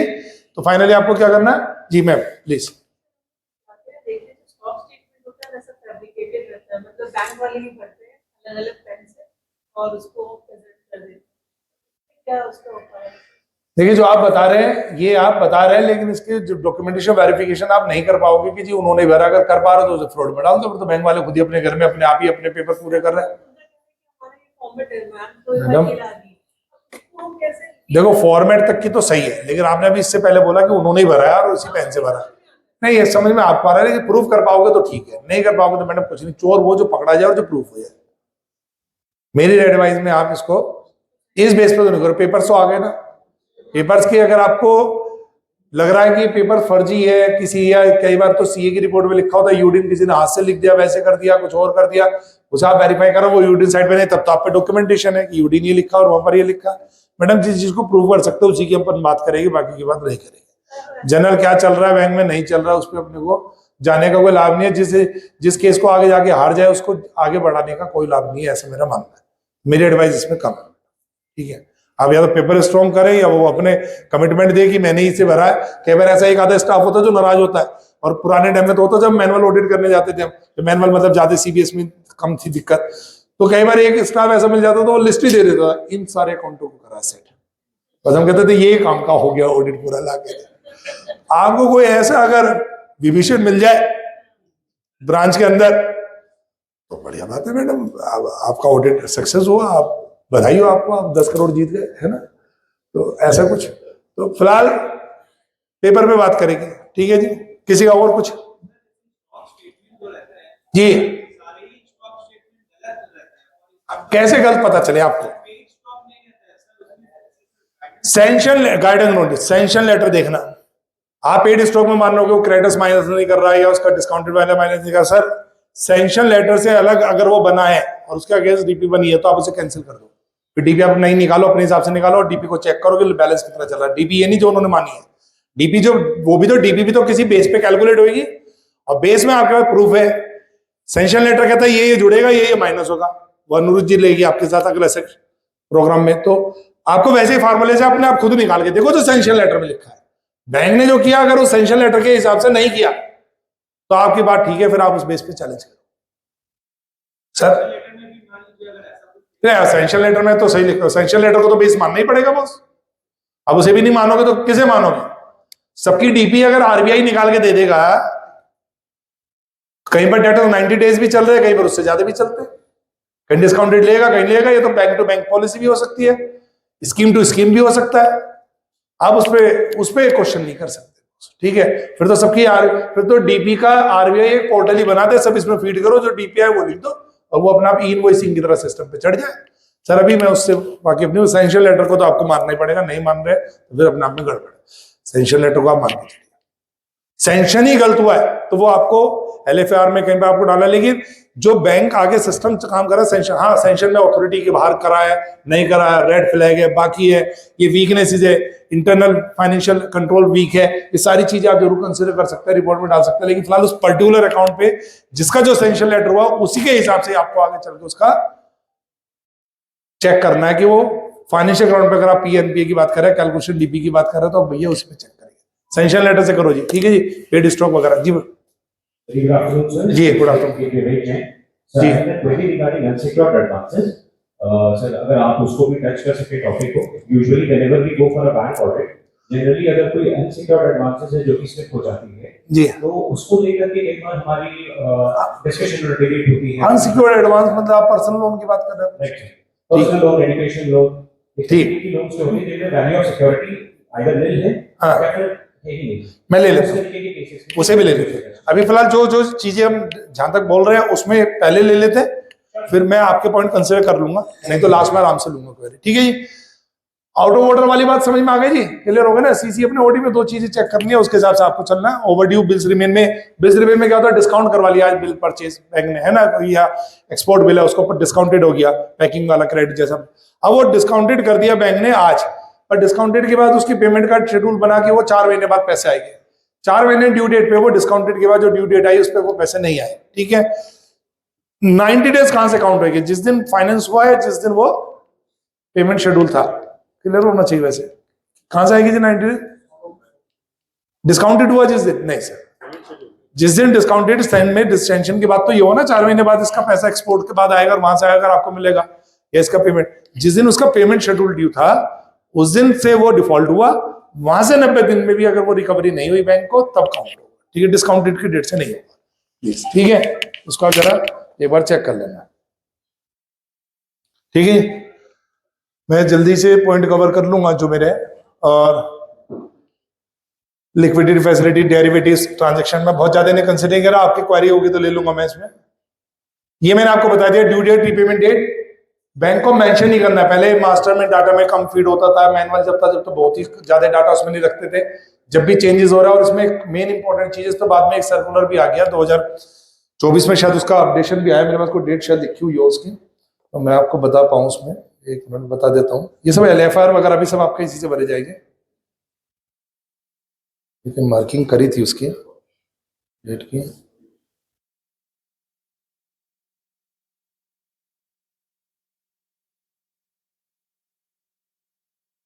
आई थिंक 24 अप्रैल या 24 अक्टूबर 2025 की बात कर रहा हूं। उसमें इसके ऊपर भी एक दोबारा से क्लैरिफिकेशन आ गई। अभी क्या है कि आप जब फाइल डॉक्यूमेंटेशन चेक करेंगे और किसी का कोई लोन जिस भी टर्म्स पे जब इनिशियली दिया उसको ईएमआई बताई गई, इंटरेस्ट रेट हो, कई बार एक मुद्दा चलता था कि बाद में बोरा ये कहता था मुझे तो बताया ही नहीं था ये चार्जेस है, मुझे तो बताया नहीं था कि मेरी पेमेंट 5 साल की नहीं है, 7 साल की है, या ऐसा नहीं है, ऐसा है।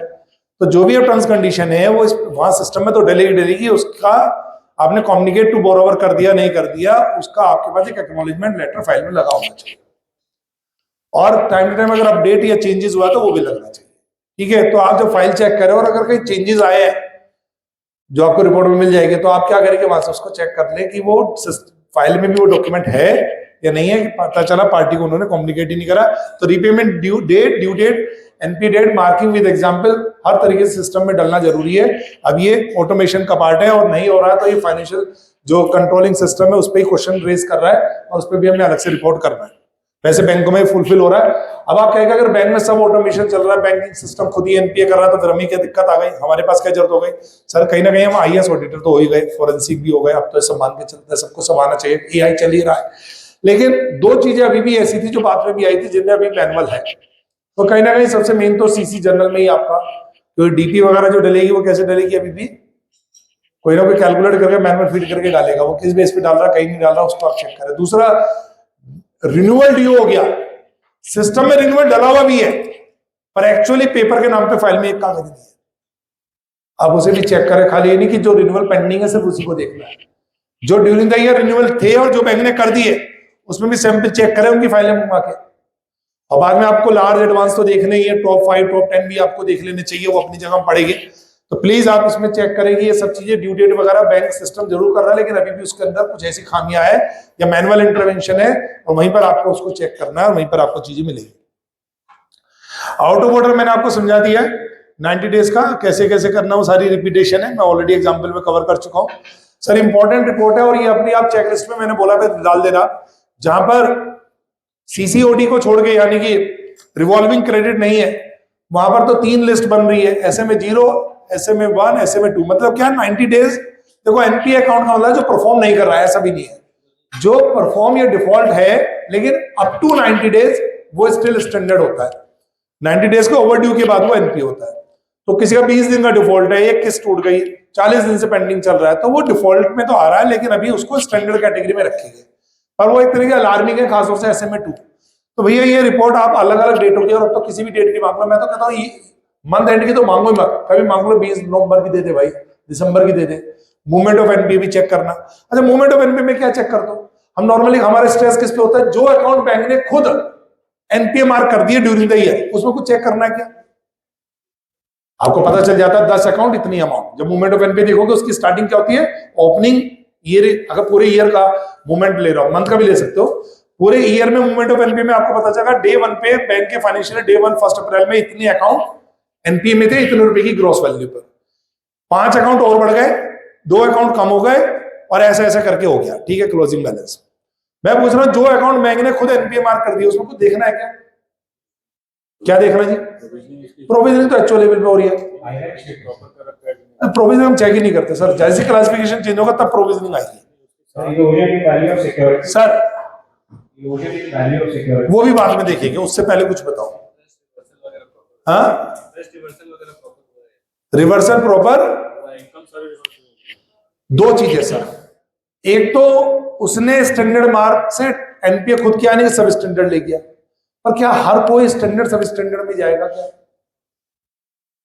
किसी वजह से किसी तरीके से बैंक ने किसी भी कारण से किसी अकाउंट को हो जाना चाहिए था 2024 या 23 में एनपीए पर उसको बचा के रखा हुआ था, कैसे बचा उस पर बाद में बात करेंगे, ठीक है। आज आपने पकड़ लिया या आपके पकड़ने से पहले बैंक के आरबीआई ओटीटी वो होते उन्होंने पकड़ डाला, अब बैंक ने कहा यार तो वैसे ही डूब गया इसको तो करना ही पड़ेगा, सुधर नहीं रही है, तो बैंक ने उसको सिर्फ सब स्टैंडर्ड मार्क किया। सर उसकी एजिंग काउंट होगी फर्स्ट डेट ऑफ एनपीए से, अब प्रोविजनिंग भी वही आ रहा है उसी पर है प्रोविजनिंग तो, लेकिन एक्चुअल कर लेता आपको वही करना है, इसको सही बोल रहे हैं, इसको बोलेंगे क्लासिफिकेशन उसका ऐसा हो सकता है डाउटफुल में जा रहा हो सीधा, माइट भी समटाइम लॉस में भी जा रहा हो, कहीं ऐसा नहीं लिखा स्टैंडर्ड के बाद अगला स्टैंडर्ड सब स्टैंडर्ड ही है, तो हमें लगता है इससे तो बैंक ने खुद ही कर दिया, क्योंकि उसका जैसे बताया ठाकुर साहब जी ने, तो वो प्रोविजनिंग की अमाउंट पे भी अपना आप ही ऑटोमेटिकली फर्क आएगा जैसे उसका क्लासिफिकेशन चेंज करेगा। अगर उन्होंने सब स्टैंडर्ड किया और आप कह रहे हो डाउटफुल होना है तो प्रोविजनिंग 15% से जाके चेंज हो गई 25-40 जैसे भी बनेगा वो D1 D2 D3 में जाके 100 तक भी जा सकती है, तो प्रोविजनिंग चेंज हो गई तो आपका इंपैक्ट भी आ गया, कैटेगरी भी चेंज हो गई, फाइनेंशियल इंपैक्ट जो प्रोविजनिंग हालांकि हमारी ब्रांच की बैलेंस शीट में नहीं दिखेगा वो लेकिन ऊपर इंटीमेट जाएगा, उसकी आप एमओसी एंट्री पास नहीं करोगे, सिर्फ उसकी ग्रेडिंग चेंज करोगे, उसकी वहां तक का नहीं रहेगा क्योंकि अमाउंट तो जो आपका ऑलरेडी एनपीए तो कुछ करना ही नहीं आपको, ठीक है। प्रोविजनिंग आपको बनानी नहीं होती ब्रांच लेवल पे, वो एक्चुअल लेवल पे होती है, तो मॉनिटरी में फर्क नहीं पड़ेगा लेकिन उसका इंपैक्ट आगे तक है इसलिए उसको रिपोर्ट करना आपको वो चीजें जाएगी। तो क्लासिफिकेशन चेंज हो गया जी, तो क्लासिफिकेशन चेंज की हमसे डलती है।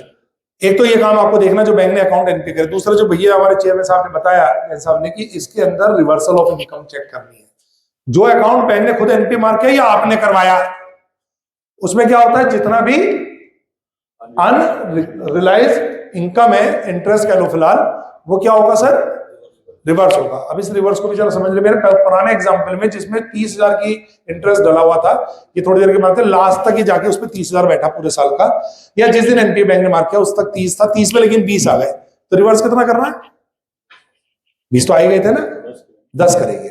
और आगे से जिस दिन से वो एनपीए मार्क हो गया आगे से कोई इंटरेस्ट उसमें अब जब तक वो एनपीए चलेगा उसमें इनकम सिर्फ कैश बेसिस पे बुक होगी, एक्रूअल बेसिस पे बुक नहीं होगी। क्लियर है जी? एक्रूअल बेसिस पे इनकम बुक नहीं होगी और जो वो रिवर्स करेगी। लेकिन अब मैं एग्रीकल्चर एडवांस साथ में पकड़ लेता हूं सर, वहां पता चलेगा आपको, मोटा मोटा हम डिस्कस करें 3 साल बाद अकाउंट एनपीए हो रहा है,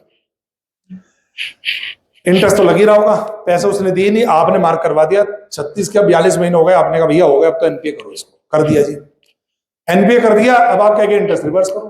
तो उसमें ब्रांच मैनेजर जनरली आपसे कहता है कि भाई इसमें 1 साल का करंट ईयर का, यानी जिस ईयर का ऑडिट आप कर रहे हैं इसका इंटरेस्ट रिवर्स करवाओ जी, क्योंकि पिछली जो पुरानी बैलेंस शीट बंद हो गई, पीएनएल वीएनएल सब खत्म। सर कितने पीरियड का इंटरेस्ट रिवर्स होना चाहिए?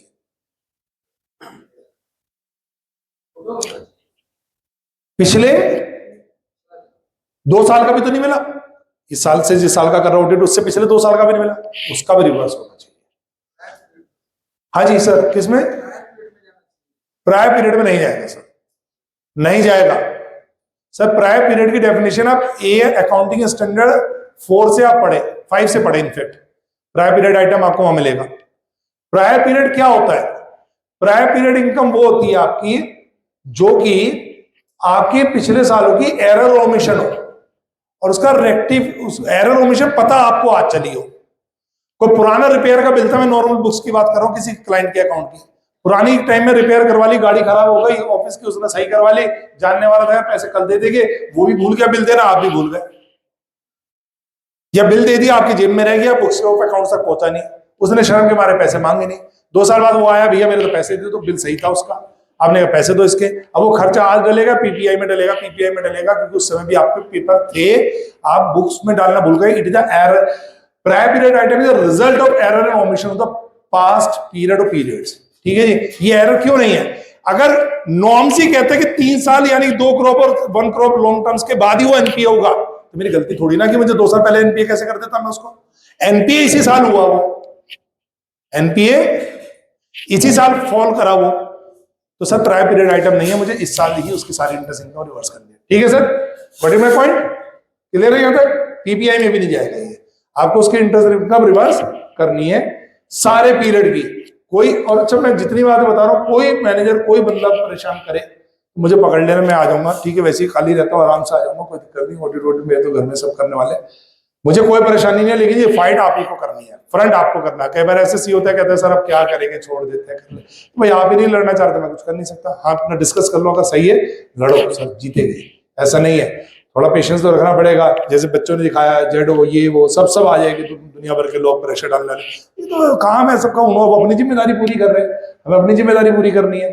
तो वो फाइट तो आप ही को लड़नी है। जल्दबाजी नहीं करनी रिपोर्ट देने में, एमओसी की रिपोर्ट टाइम पे कभी जाती ही नहीं। कौन ऐसा मैनेजर है जो खुशी खुशी कहते हैं एमओसी डाल दो? कौन कहता है जी बिल्कुल सही, मेरे तो ऑडिट खत्म कर दो, चाहे कितनी करोड़ की डाल के जाओ आप? है कोई ऐसा? नहीं है ना? तो एमओसी जो है डलते ही उन्हें ऊपर से ऐसी, मतलब मैं तो कई बार देखा कि क्लिनिकल एरर की भी डलवाओगे ना आप, सब मत डालो सर, एमओसी आ जाएगी ना, आप समझो एमओसी आ जाएगी सर, इसको एलएफआर में लिख दो, वहां लिख दो, ऐसे बोलते हैं ना। उनको तो दिमाग में बिठा रखा है कि भाई तेरे 0 चाहिए, नील चाहिए, एनआईएल नील लिख के आना चाहिए तेरे, इसमें 0 फिगर आनी चाहिए, तब मानेंगे, नहीं तो मानने वाले हम नहीं करेंगे। नहीं ऐसा सर, ऐसे में 2 की रिपोर्ट जरूर ले ले। और मैं तो अपने स्टाफ को, अब तो खैर एआई का टाइम आ गया, नहीं तो पहले वी लुकअप लगा के भी कर लेते थे। ऐसे में 2 की अलग अलग टाइम की थोड़े डिफरेंस की 3-4 रिपोर्टें ले ले आप, और उसको अकाउंट नंबर, पार्टी नेम आता ही है, अकाउंट नंबर वाइज आप उसको, अब तो एआई की मदद से चारों फाइलें आप अपलोड कर देना, बता देना इसमें कॉमन अकाउंट जो वो एक साथ बता दो किस किस पीरियड रिपोर्ट में, रिपोर्ट 1 में, 2 में, 3 में, 4 में। अगर कोई लगातार आज भी ऐसे में 2 में है, 3-4 महीने बाद भी ऐसे 2 में है, फिर भी ऐसे में 2 में, वैसे में 2 में इसलिए हो रहा है, आगे क्यों नहीं जा रहा? क्योंकि कुछ जमा कर देता है तो थोड़ा सा कम हो जाता है, उसका डिफॉल्ट 60 डेज 90 डेज के बीच में ट्रेवल कर रहा है, लेकिन उसमें चांस है कि उस अकाउंट को बचाया जा रहा हो, या उसके पैसे कहीं ना कहीं इधर उधर से एडजस्ट करवाए जा रहे हो, और या उतने ही करवाए जा रहे हो जितने में वो बचने जा रहा हो, या ठीक उस डेट से पहले करवाए जा रहे हो जिस डेट से वो एनपीए हो जाएगा। अदरवाइज प्लीज आप इसको आप अर्ली वार्निंग सिस्टम की तरफ ले, और ऐसे में 2 की ऐसी रिपोर्ट पकड़ के अपने स्टाफ को दे दे, बेटा 4 फाइल बना के दे, मैनुअल दे, कुछ भी दे, रात को बैठ के होटल में दे, ऐसा नहीं बस घूमना फिरना, ये काम करके दो, तो आपको क्या है, उन्हें भी काम मिलेगा, आपको भी रिपोर्ट मिलेगी और काम हो जाएगा। ठीक है जी? तो ऐसे में 2 की रिपोर्ट कंपेयर भी करनी है, लेकिन नहीं रखनी सिर्फ। ये जो आपके रिवॉल्विंग क्रेडिट वाले हैं, उसमें 2 ही रिपोर्ट बनती है, SMA1 SMA2, 30 to 60 days default और 60 to 90 डेज के बिटवीन का डिफॉल्ट। वहां पे 3 चलती है टर्म लोन में, SMA0 भी चलती है वहां पे। रिवर्सल ऑफ इनकम, ऐसे अभी हमने एक डिस्कशन ले लिया, इनकम रिवर्सल की बात हमारी हो गई, कितना होगा, लेकिन ये सेम किस पे नहीं लगेगा, किस पे नहीं लगेगा जी? अगर कोई, जिसको क्लीन लोन बोलते हैं, डिमांड लोन बोलते हैं, अगर deposit, national saving certificate, IVP, किसान क्रेडिट विकास पत्र, इनके अगेंस्ट, LIC के अगेंस्ट अगर कोई लोन चल रहा है तो ये अकाउंट पे आप, इसमें रिवर्सल की बात इसमें नहीं है, ये अपने आप में अकाउंट में आपको नहीं करना है, रिवर्सल का इसमें कंसेप्ट नहीं लगेगा, चलता रहेगा। और सिर्फ इंटरेस्ट रिवर्स नहीं होता, फीस, कमीशन, कोई भी चीज जो आपने अर्न करी है वो सब रिवर्स होगी, आप ध्यान रखिएगा। कई बार वो कहते हैं जी इसमें इंटरेस्ट ले लो, बाकी सर्विस चार्जेस इसमें रिवर्स नहीं होंगे, वो भी रिकवर होने चाहिए, वो भी रिवर्सल होंगे अगर आपको पैसा नहीं मिला तब। तो इस चीज को आप थोड़ा सा ध्यान दें। एक एप्रोप्रिएशन रिकवरी पूछ लेता हूं ऐसी, सर इंटरेस्ट लगना बंद हो गया जब कोई अकाउंट एनपी हो गया, अकाउंट क्या हो गया सर? एनपी हो गया, तो इंटरेस्ट लगना बंद हो गया। मान लेते टर्म लोन ही है और कहीं जाके नवंबर 30 को वो एनपी हो गया, जो भी उसके 90 दिन पूरे हो गए, तो उससे पुराना इंटरेस्ट जो मिलना चाहिए तो नहीं मिला, या पार्शली नहीं मिला, वो तो रिवर्स कर दिया होगा आपने। 30 नवंबर के बाद इंटरेस्ट लगना उस पर बंद हो गया होगा, पर कहीं तो रिकॉर्ड होता है बैकएंड पे सिस्टम में, क्योंकि वो अकाउंट बाद में अपग्रेड भी हो सकता है ना, तो क्या होगा, तो उसका पुराना इंटरेस्ट रुका हुआ लगेगा, उसके अकाउंट में डेबिट लगेगा। मैं तो 30 नवंबर के बाद का, पुराना तो है ही, रिवर्स कर दिया आपने, 30 नवंबर के बाद का जो इंटरेस्ट है वो उसका बैठता है, और जो पिछला भी रिवर्स करा वो भी बनता ही है इस साल का, सब इंटरेस्ट बैठते 40,000 रुपए। पर उसने बीच में अभी भी एनपी है और आगे भी एनपी है, फरवरी में आके उसने कुछ पैसे जमा कर दिए, जो जमा कर दिए वो किसके अगेंस्ट सेटअप होंगे? इंटरेस्ट के, जो पुराना रिवर्स करा था, जो आगे लगना था, मेमोरेंडम में पड़ा था उस पे, ये प्रिंसिपल में से डायरेक्ट होगी, जो उसका outstanding balance of the account है, जो पैसा रिकवर हो गया पार्शली, विच मतलब from where it will be adjusted, यानी कि एप्रोप्रिएट, कहां यूटिलाइज होगा, एडजस्ट होगा। एप्रोप्रिएट का मतलब ये है, कहां पर होगा जी बताओ? इंटरेस्ट और प्रिंसिपल, सिंपल क्वेश्चन है, इंटरेस्ट और प्रिंसिपल। जनरली क्या बोल रहे हैं अभी हम, क्या बोल रहे हैं? इंटरेस्ट बोल रहे हैं, ऐसा भी काफी बैंकों में चलता है, होता ही है, ठीक कह रहे हो, लेकिन आरबीआई ये नहीं कह रहा। आरबीआई कह रहा है इसके लिए आप बैंक की पॉलिसी ले लें, इसके लिए आप क्या ले लें? बैंक की पॉलिसी ले, पर एक अकाउंट में अलग, दूसरे अकाउंट में अलग नहीं चलेगी, जो बैंक की पॉलिसी है इसके लिए आप उनका इंटरनल नोट ले लो, आपकी पॉलिसी क्या है, उसके हिसाब से आप उसको एप्रोप्रिएट करोगे, उसके हिसाब से आप इसको एडजस्ट करोगे, उसके अलावा आपको कुछ ध्यान नहीं देना, ठीक है जी। एडजस्टमेंट कैसी होनी समझ में आ गई जी? तो इंटरेस्ट रिवर्सल आपको इस तरीके से, एप्रोप्रिएट जो पैसा रिकवर हो रहा है वो आपको इस तरीके से यहां पर करना है, उसको आप थोड़ा देख लें। ये कुछ और क्लैरिफिकेशन आ गई है, internal system proper timely identification NPA का होना चाहिए। एक नीचे वाला पकड़वा देता हूं, ये बैंक बहुत कहता है कोई अकाउंट डिफॉल्टर की तरफ है और आप कह रहे भैया फाइनेंशियल ये अकाउंट के खराब है या इसकी ऑडिट रिपोर्ट नहीं है, ये नहीं है, तो चलो वो रिपोर्ट घर पे रखी होगी, लाके दे देगा आपको। रिन्यूअल में कोई पेपर कम है तो आपके ऑडिट के दौरान ही लाके दे देगा, पुरानी रेट का असाइनमेंट। पर कई बार पैसे उसमें कम थे, कहता जी ये बहुत पैसे वाला है, आपको मैं इसका शोरूम दिखाता हूँ, इसका काम दिखाता हूँ, तो बीच में इसके घर में शादी हो गई, इसके तो माता जी ऐसे हो गए, ये हो गया वो हो गया, बहुत पैसा वाला, और इसे जरा सा कह अकाउंट आप ही बंद कर देगा ये, अब बैंक का नुकसान हो जाएगा सर। तो आप देखो पार्टी बहुत सॉलिड है सर, उसकी नेटवर्थ कितनी हो, पेपर में नहीं आ रही ना, हमें जो चाहिए तो वो नहीं आ रहा ना, तो क्या होगा अकाउंट पे इस चीज का कोई फर्क नहीं है। या उसने सिर्फ 10 लाख का ही लोन लिया, 5 करोड़ का मकान रखा हुआ है बैंक के पास, कितना रखा हुआ है सिक्योरिटी पे, यानी security value is high, net worth of the borrower is high, that's why हम उसका अकाउंट जो है छोड़ दे, ऐसा आपको कुछ भी नहीं करना, इसका कोई लेना देना नहीं है। टेम्पररी डेफिशिएंसी में स्टॉक स्टेटमेंट के बता चुका हूं, 3 मंथ्स के अंदर अंदर में अगर आगे पीछे हो रहा है तो कोई दिक्कत नहीं है, उससे ऑर्डर देन नहीं होना चाहिए। कोई अगर बैंक ने एडोक लिमिट करी है, उसको सैंक्शन करा है, उसे आप चेक कर ले, 90 डेज का ओवरड्यू वहां से भी देख ले, एडोक का पैसा आया नहीं आया, ये सब आप चेक करें। इसी के अंदर कहीं ना कहीं एक वो रिन्यूअल में भी आ जाती है, अभी शायद आ जाएगा, हाँ अपडेशन या अपग्रेड ऑफ अकाउंट की बात कर लेता हूँ। एक मेरे बढ़िया क्वेश्चन आ गया जी, एक दिमाग को क्लैरिफिकेशन के पार्ट है, बस मैं आपको अभी ले रहा हूँ 15 फरवरी 2022 वाले क्लैरिफिकेशन में, मैं उसका एक नोट ले लेता हूँ आपसे। क्वेश्चन ये है कि कार लोन है और जुलाई तक सब कुछ किस्तें टाइम पे आ रही थी, उसके बाद अगस्त सितंबर अक्टूबर नवंबर, वैसे तो अक्टूबर में हो गया होगा लास्ट में, वो अकाउंट एनपीए में मार्क हो गया, ठीक है जी। 4 महीने की किस्तें टूट गई उसकी, फिर और आगे बढ़ी 5-6 एनपीए चल रहा है अकाउंट, 5-6 जो भी चल रहा है। फरवरी में आके उसने कुछ किस्तों के पैसे जमा कर दिए, फरवरी में आके वो किस्त रह गई कितनी, 2 महीने की पेंडिंग, किस्तों से एडजस्ट होता हो तो, और 31 मार्च में यानी 2 महीने की पेंडिंग चल रही है। अकाउंट पीए या एनपीए? अब तो कह रहे 2 महीने का रह गई जी, 90 दिन से कम रह गया। 100% अपग्रेड कब होगा?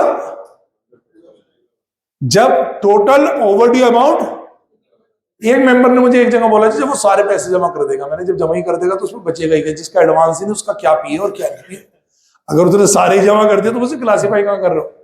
जो उसका ओवरड्यू था वो उसने अगर जमा कर दिया, मान लीजिए उसने 1 मार्च को आके सारे ही पाप धो दिए अपने, कोई आज सुधरना चाहे तो सुधर सकता है ना, तो वो आज से अकाउंट क्या हो जाएगा, एनपीए से बाहर हो जाएगा, वो हो जाएगा आपका रेगुलर अकाउंट हो जाएगा। लेकिन सिर्फ उस अकाउंट को नहीं देखना, अगर उसके कोई और अकाउंट भी चल रहे हैं और वो इसलिए मार्क हुए थे एनपीए में क्योंकि बोरोवर वाइज एनपीए होता है, एक अकाउंट खराब चल गया, 4 लोन चल रहे थे, 3 सही चल रहे थे, बिल्कुल टाइम पे पैसा आ रही थी, 1-1 महीने की किस्त रुकी हुई थी, पर एक अकाउंट ज्यादा खराब हो गया तो उस चक्कर में वो एनपीए हुआ, सारे अकाउंट एनपीए में चले गए। अब उसने क्या, जो अकाउंट खराब चल रहा था उसके तो सारे पैसे जमा कर दिए, और बाकी जो अकाउंट उसके हिसाब से भी ठीक चल रहे थे, 1-1 महीने की बात थी, कोई इतनी बड़ी बात नहीं है, वो अभी भी ऐसे चल रहा है सर, उनका भी 1-1 महीने का भी जमा करना है, बोरोवर वाइज है ये भी। अपग्रेड भी कैसे होगा?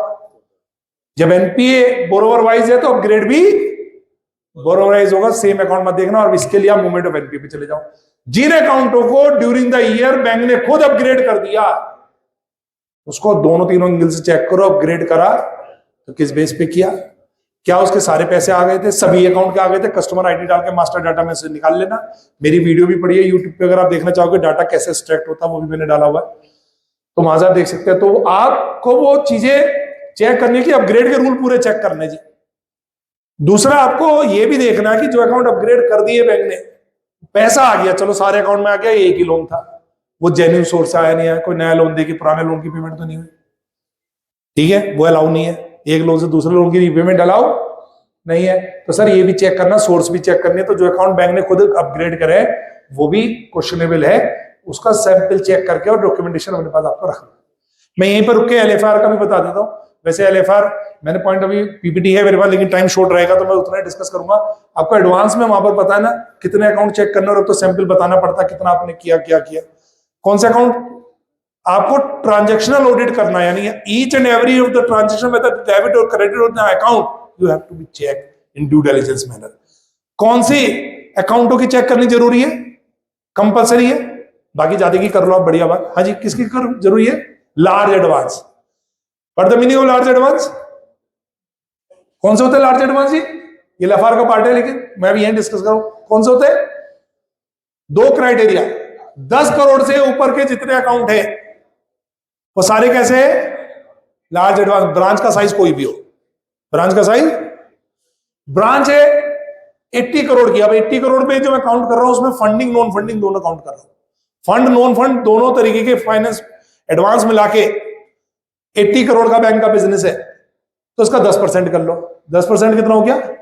8 करोड़। तो सर 8 करोड़ की आपके लिए लिमिट हो गई ब्रांच वाइज। 8 करोड़ के ऊपर के सारे अकाउंट कैसे हो गए उस ब्रांच के? लार्ज एडवांस हो गए। उनका ट्रांजैक्शन ऑडिट भी करना, नीचे भी डालना है, बाकी जगह में लिखना, सब कुछ करना। कल को उन अकाउंट में खराबी हो गई, आप जाओगे लपेटे में, बता रहा हूं। और आपका हम लिस्ट में नहीं डालेंगे तो भी आप जाओगे, आपने वो 10% वाला क्राइटेरिया क्यों नहीं चेक करा? तो वो आपको लार्ज एडवांस पकड़ने। मान लेते हैं कि ब्रांच का बिजनेस, जो अभी 80 वाला ही एग्जाम्पल है, 8 करोड़ की लिमिट बैठी, कोई भी अकाउंट लेकिन 8 वाला है ही नहीं, सब नीचे नीचे वाले हैं। अब क्या करें? लार्ज में तो कुछ नहीं हो रहा, लेकिन टॉप 5 तो अभी भी करना है। टॉप 5 तो अभी भी करना है, वो आगे आपको मिलेगा टॉप 5 पे। ठीक है, मैं तो 5 की जगह 10 भी ले सकता हूँ, बीच बीच के और भी सैंपल ले लो, छोटे बड़े सैंपलिंग अच्छी बनाओ और उसको वहां लिखो, और सैंपल आप सारे डालोगे। कई बार तो लोग क्या करते हैं, जो क्लीन लोन होता है एफडी के अगेंस्ट लोन, उसको चेक ही नहीं करते, सर उसके भी सैंपल डालो, क्योंकि आगे जाके डिपॉजिट वाले एलएफआर में जब पॉइंट भरोगे, जिसका आपने एक फाइल भी सैंपल में चेक ही नहीं करा, और आप कह रहे सब ओके, सब बढ़िया, सब ये सब वो, कैसे लिख दोगे? जिस पॉइंट पे आपको एलएफआर पे मार्किंग करनी है उसके सैंपल साइज जरूर रखना, और आपकी वो जो एडवांसेस वाली लिस्ट है वहां पर डालना आपको, इन अकाउंटों को मैंने चेक किया है, टोटलिटी का परसेंटेज भी आता है। ठीक है जी, कर लेंगे उसको। अपडेशन बता दिया मैंने। Regular near about the balance sheet, आपको पता कोई अकाउंट बैलेंस शीट के आसपास ही हुआ है, आपके साथ साथ हुआ है। विंडो ड्रेसिंग के पर्पज से भी आप देख सकते हैं, तो उसके लिए बिजनेस का, बैंक का बिजनेस पर्टिकुलर डे का निकल जाता है, ठीक है। अब स्ट्रेक्ट तो बैलेंस शीट आ जाती है, वहां से आपको मिल जाएगा 20 मार्च का ले लो, आज की डेट का ले लो, 2 अप्रैल का ले लो, जिस दिन ऑडिट खत्म करने के एक आध दिन पहले रिपोर्ट बना वहां का ले लो। मेजर डिफरेंस अगर आया है कि बैंक का अचानक बिजनेस 100 करोड़ से दोबारा डाउन हो गया और इससे पहले भी डाउन नहीं था बैलेंस शीट से कुछ टाइम पहले तक, तो आपको उसको चेक करना है, वो आपको विंडो ड्रेसिंग का पार्ट वहां मिल सकता है। Updation of the loan account classified as NP हो गया, अकाउंट रेगुलर, इसको अच्छा मैंने बता दिया, इसको छोड़ देते हैं। एग्रीकल्चर एडवांस में भी सेपरेट स्लाइड में लूंगा तो वहां कवर कर लेंगे, लेकिन ये आईरेक में 1 करोड़ 2 करोड़ का लिखा हुआ, कैसे लिखा है लूंगा मैं 5-7 मिनट उसके साथ आपके, तो जब कवर कर रही है।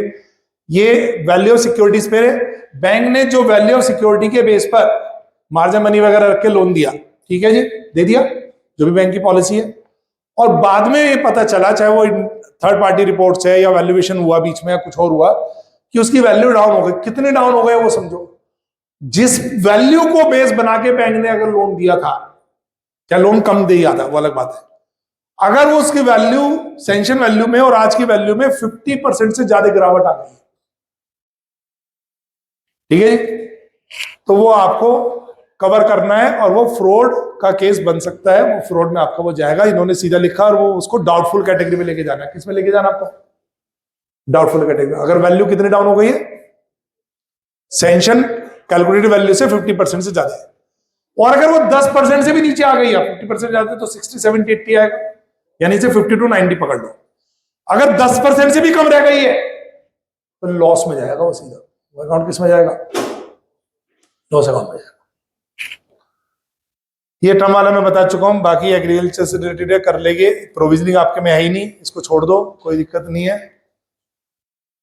प्रोविजनिंग छोड़ देते हैं। कुछ और इंपॉर्टेंट चीजें, advance against the deposit specific मैंने बता ही दिया। इस अकाउंट में margin money check, margin area check करना आपको, बाकी इसमें एक्रोल बेस पे चलेगा। Treatment of interest suspense account, इसको भी छोड़ देते हैं, सब लफार के पॉइंट है, अभी कुछ कवर करेंगे भाई साहब। फिलहाल मेरी पहली स्लाइड यहाँ पर खत्म हो गई, लेकिन अभी मैंने एग्रीकल्चर वाला थोड़ा सा पार्ट आपसे शेयर करना है।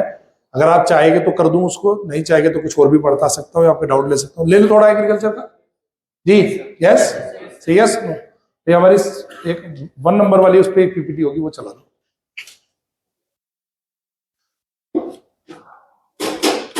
इसमें आगे नहीं आ रहा क्या कुछ? चलो इतने चला रहे।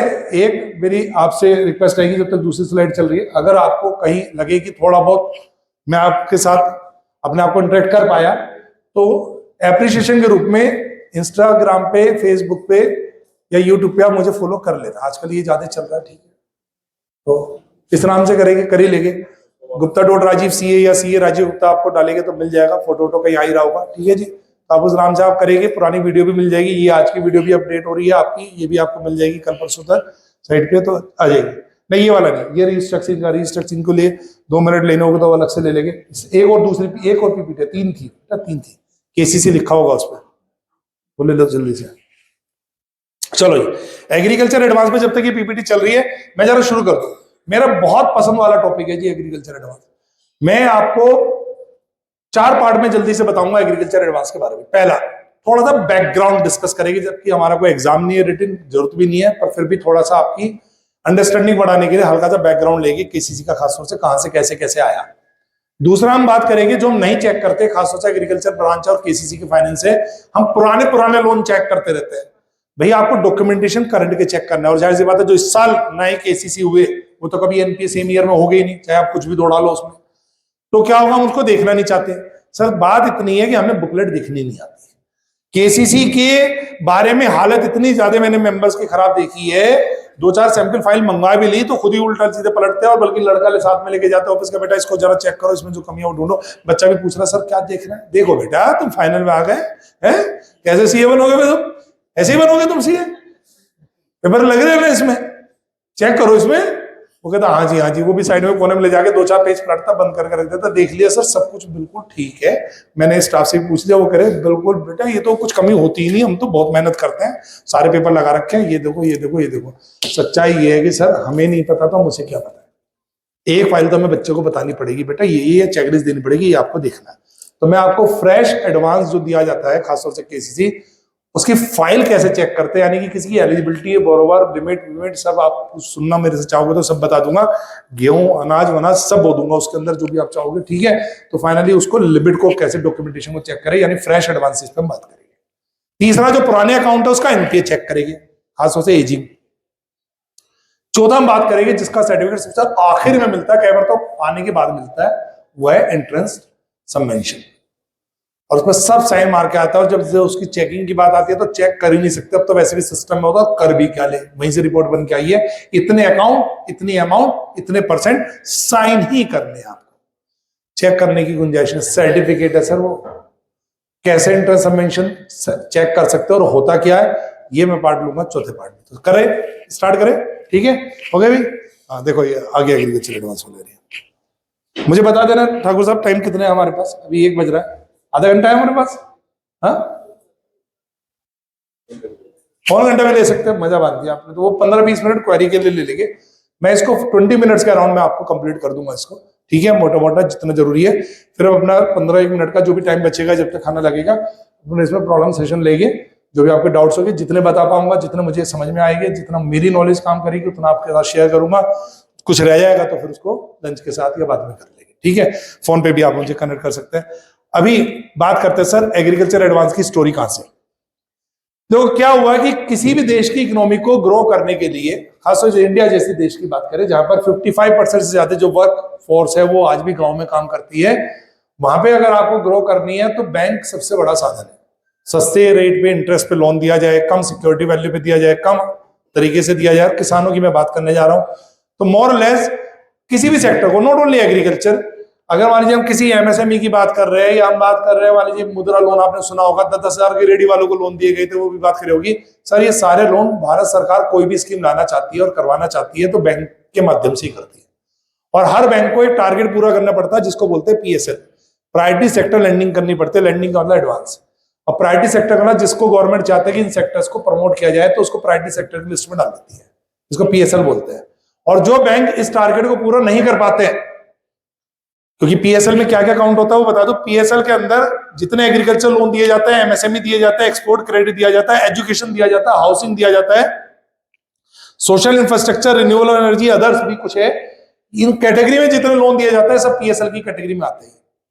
अब पीएसएल का हर बैंक को टारगेट होता है, मान लो 70% of the total advance of the bank आपको पीएसएल में फाइनेंस करना है, पर बैंक कह रहा है जी हमारे पास आ ही नहीं रहा, और क्या करें, हमारा तो 55% टारगेट पूरा हुआ है, तो बाकी 15% उसको पीएसएलसी सिक्योरिटी होती है, प्राइमरी सेक्टर लेंडिंग सर्टिफिकेट के माध्यम से अपना टारगेट पूरा करना पड़ता है। यानी किसी के अंदर अगर विटामिन खुद डेवलप नहीं हो रहे तो बाहर से ओरल कुछ मेडिसिन लेगा तब डलेंगे।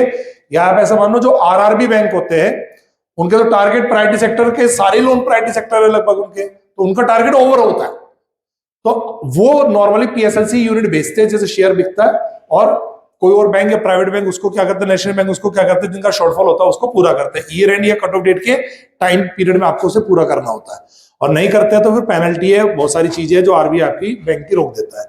तो पीएसएलसी या तो खुद पूरा करो लोन देके, नहीं तो किसी दूसरे के पीएसएलसी यूनिट को खरीद लो, और वो आपकी आरबीआई के पोर्टल से मैनेज होती है। उसका भी शेयर मार्केट का पोर्टल है, कभी समझना चाहोगे तो समझा दूंगा पीएसएलसी पे केस मैंने, क्योंकि मैं कुछ बैंकों का जीएसटी कंसल्टेंट हूं, उनका जीएसटी में मैं काफी काम करता हूं, लिटिगेशन में, बैंक जीएसटी ये मेरा मेन कोर एरिया है, तो वहां पर पीएसएलसी आपको और डिटेल में मिल जाएगा। अगर आप आरआरबी के ऑडिट कर रहे हो, कि मैं आरआरबी बैंक का कुछ बैंकों का जीएसटी कंसल्टेंट हूं वहां पर। तो अभी हम बात करें पीएसएल, एक वर्ड समझ में आ गया, और पीएसएल वो एरिया जिसको गवर्नमेंट प्रमोट करना चाहती है, उसके अंदर एक पार्ट है बहुत सारे नामों में एग्रीकल्चर, उसमें एक पार्ट क्या है जी, इसका 18% टोटल बजट में 18% का पार्ट जो है, किसी के भी पीएसएल में जितना बजट मिलेगा 100% जो अमाउंट आएगी, यानी उसको टोटल एडवांस का 70% पीएसएल में डालना है मान लो, तो 70% का में अंदर 18% जो होगा वो अकेले एग्रीकल्चर का है। तो एग्रीकल्चर एक मेजर एरिया हो गया, उससे पूरा करना ही करना आपको, मिनिमम है ये, बाकी ठीक है 18 मिनिमम। अब 18% जब उसको पूरा करना है तो एग्रीकल्चर क्रेडिट पे हम आ गए। एग्रीकल्चर तो समझ में आया हमें।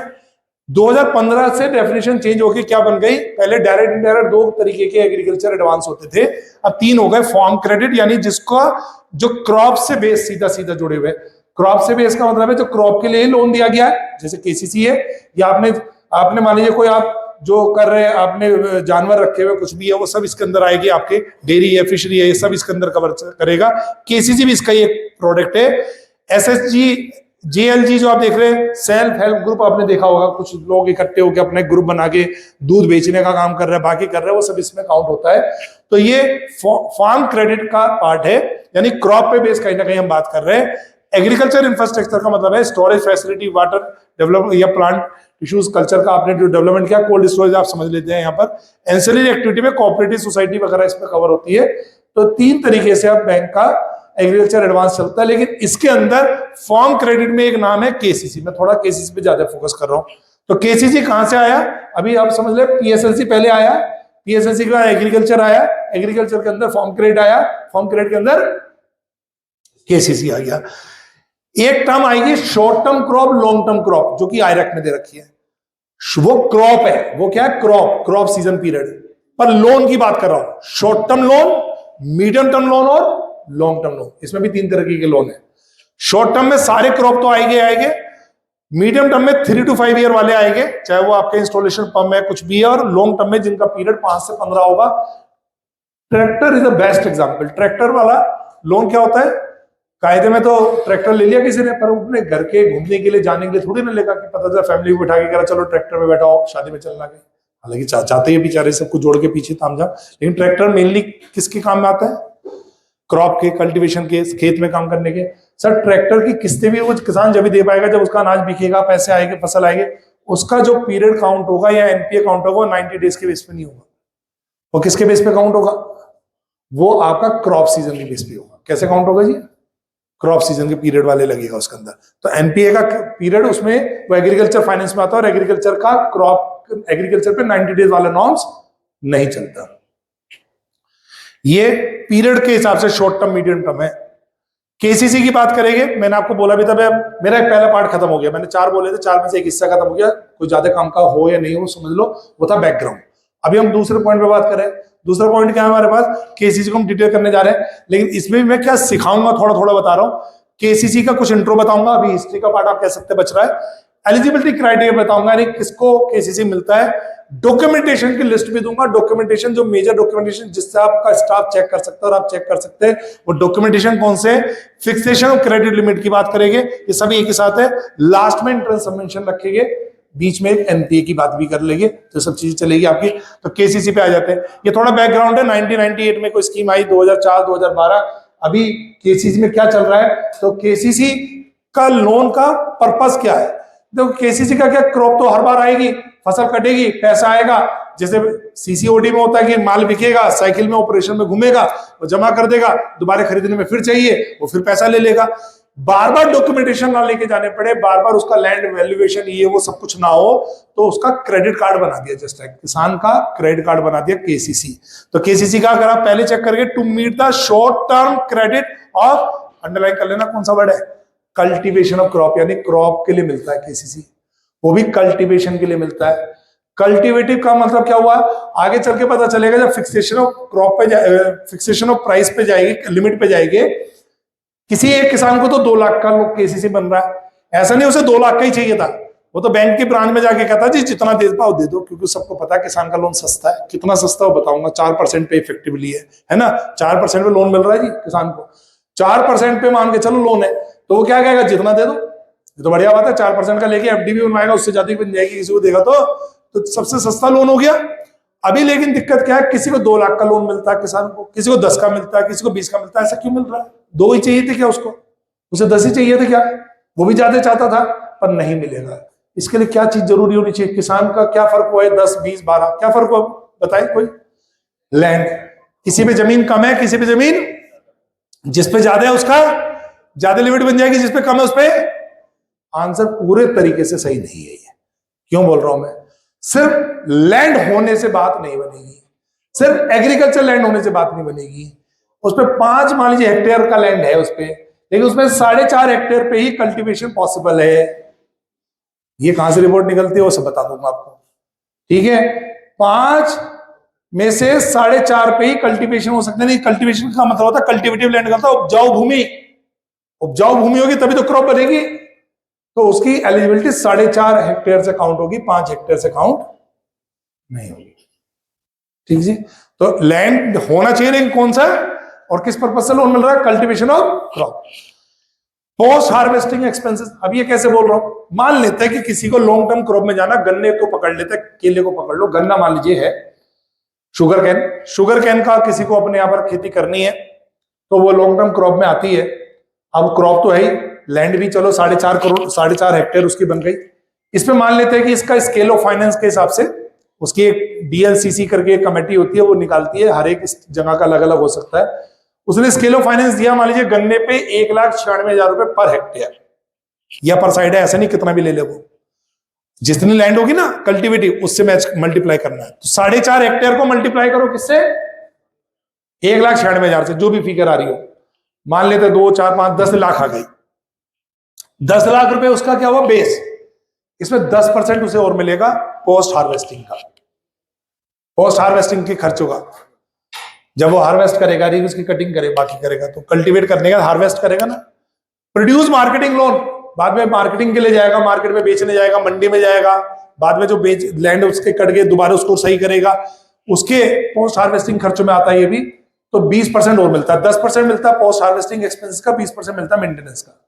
यानी उसके 10 लाख में 30% जोड़ लो, फ्लैट कितने जोड़ लो? 30%। तो 30% जोड़ते ही 10 लाख में कितनी फिगर हो गई? 30 लाख हो गई। 30 lakh is the limit for first year. वो कम लेना चाहे ले ले, पर इससे ज्यादा नहीं मिलेगा। 30 लाख हो गई उसकी, 30 लाख हो गई उसकी, 30 लाख हो गई उसकी फर्स्ट ईयर लिमिट। पर जो कार्ड बनता है ना वो 5 साल के लिए बनता है, केसीसी की बात करें। 10 ये फर्स्ट ईयर की लिमिट है। 13 लाख का 10% और बढ़ा लो, 1,30,000 और ऐड कर लो, 1430 हो गया सेकंड ईयर। 1430 का 10% बढ़ा लो, वो थर्ड ईयर लिमिट हो गई। फिर जो आएगा उसका 10% बढ़ा लो, ऐसे 5 ईयर की हो गई। 5 ईयर में मान लेते हैं मोटा मोटा वो 17-18 लाख पे चला गया। 18 लाख उसकी लिमिट हो गई। अब मैं आपको एक चीज बताने जा रहा हूं, जितनी चीज मैं आगे बताऊंगा, और अगर वो कहीं किसान की लिमिट पर बेस है, मान लेते हैं हम अभी आगे पढ़ेंगे, उसको 1,60,000 रुपए तक पे मॉर्गेज नहीं होता लैंड का, उससे ऊपर के लिए चाहिए 50,000 तक के लिए, तो बेचारे का लैंड में भी कुछ नहीं होगा तब भी दे देगा। फार्मर है, किस वजह से देगी वो बताऊंगा आपको। स्मॉल फार्मर, मार्जिनल फार्मर, इनकी भी डेफिनेशन है। लेकिन अभी क्या कर रहे हैं यहाँ पर, मैं आपको बताऊंगा 1,60,000 से ऊपर पे आपको मॉर्गेज करना है उसका लैंड। या मैं आपसे बात करूंगा कि 10 लाख से ऊपर पे क्रिफ भी चाहिए सिविल के साथ साथ, 10 लाख से नीचे पे सिविल चाहिए।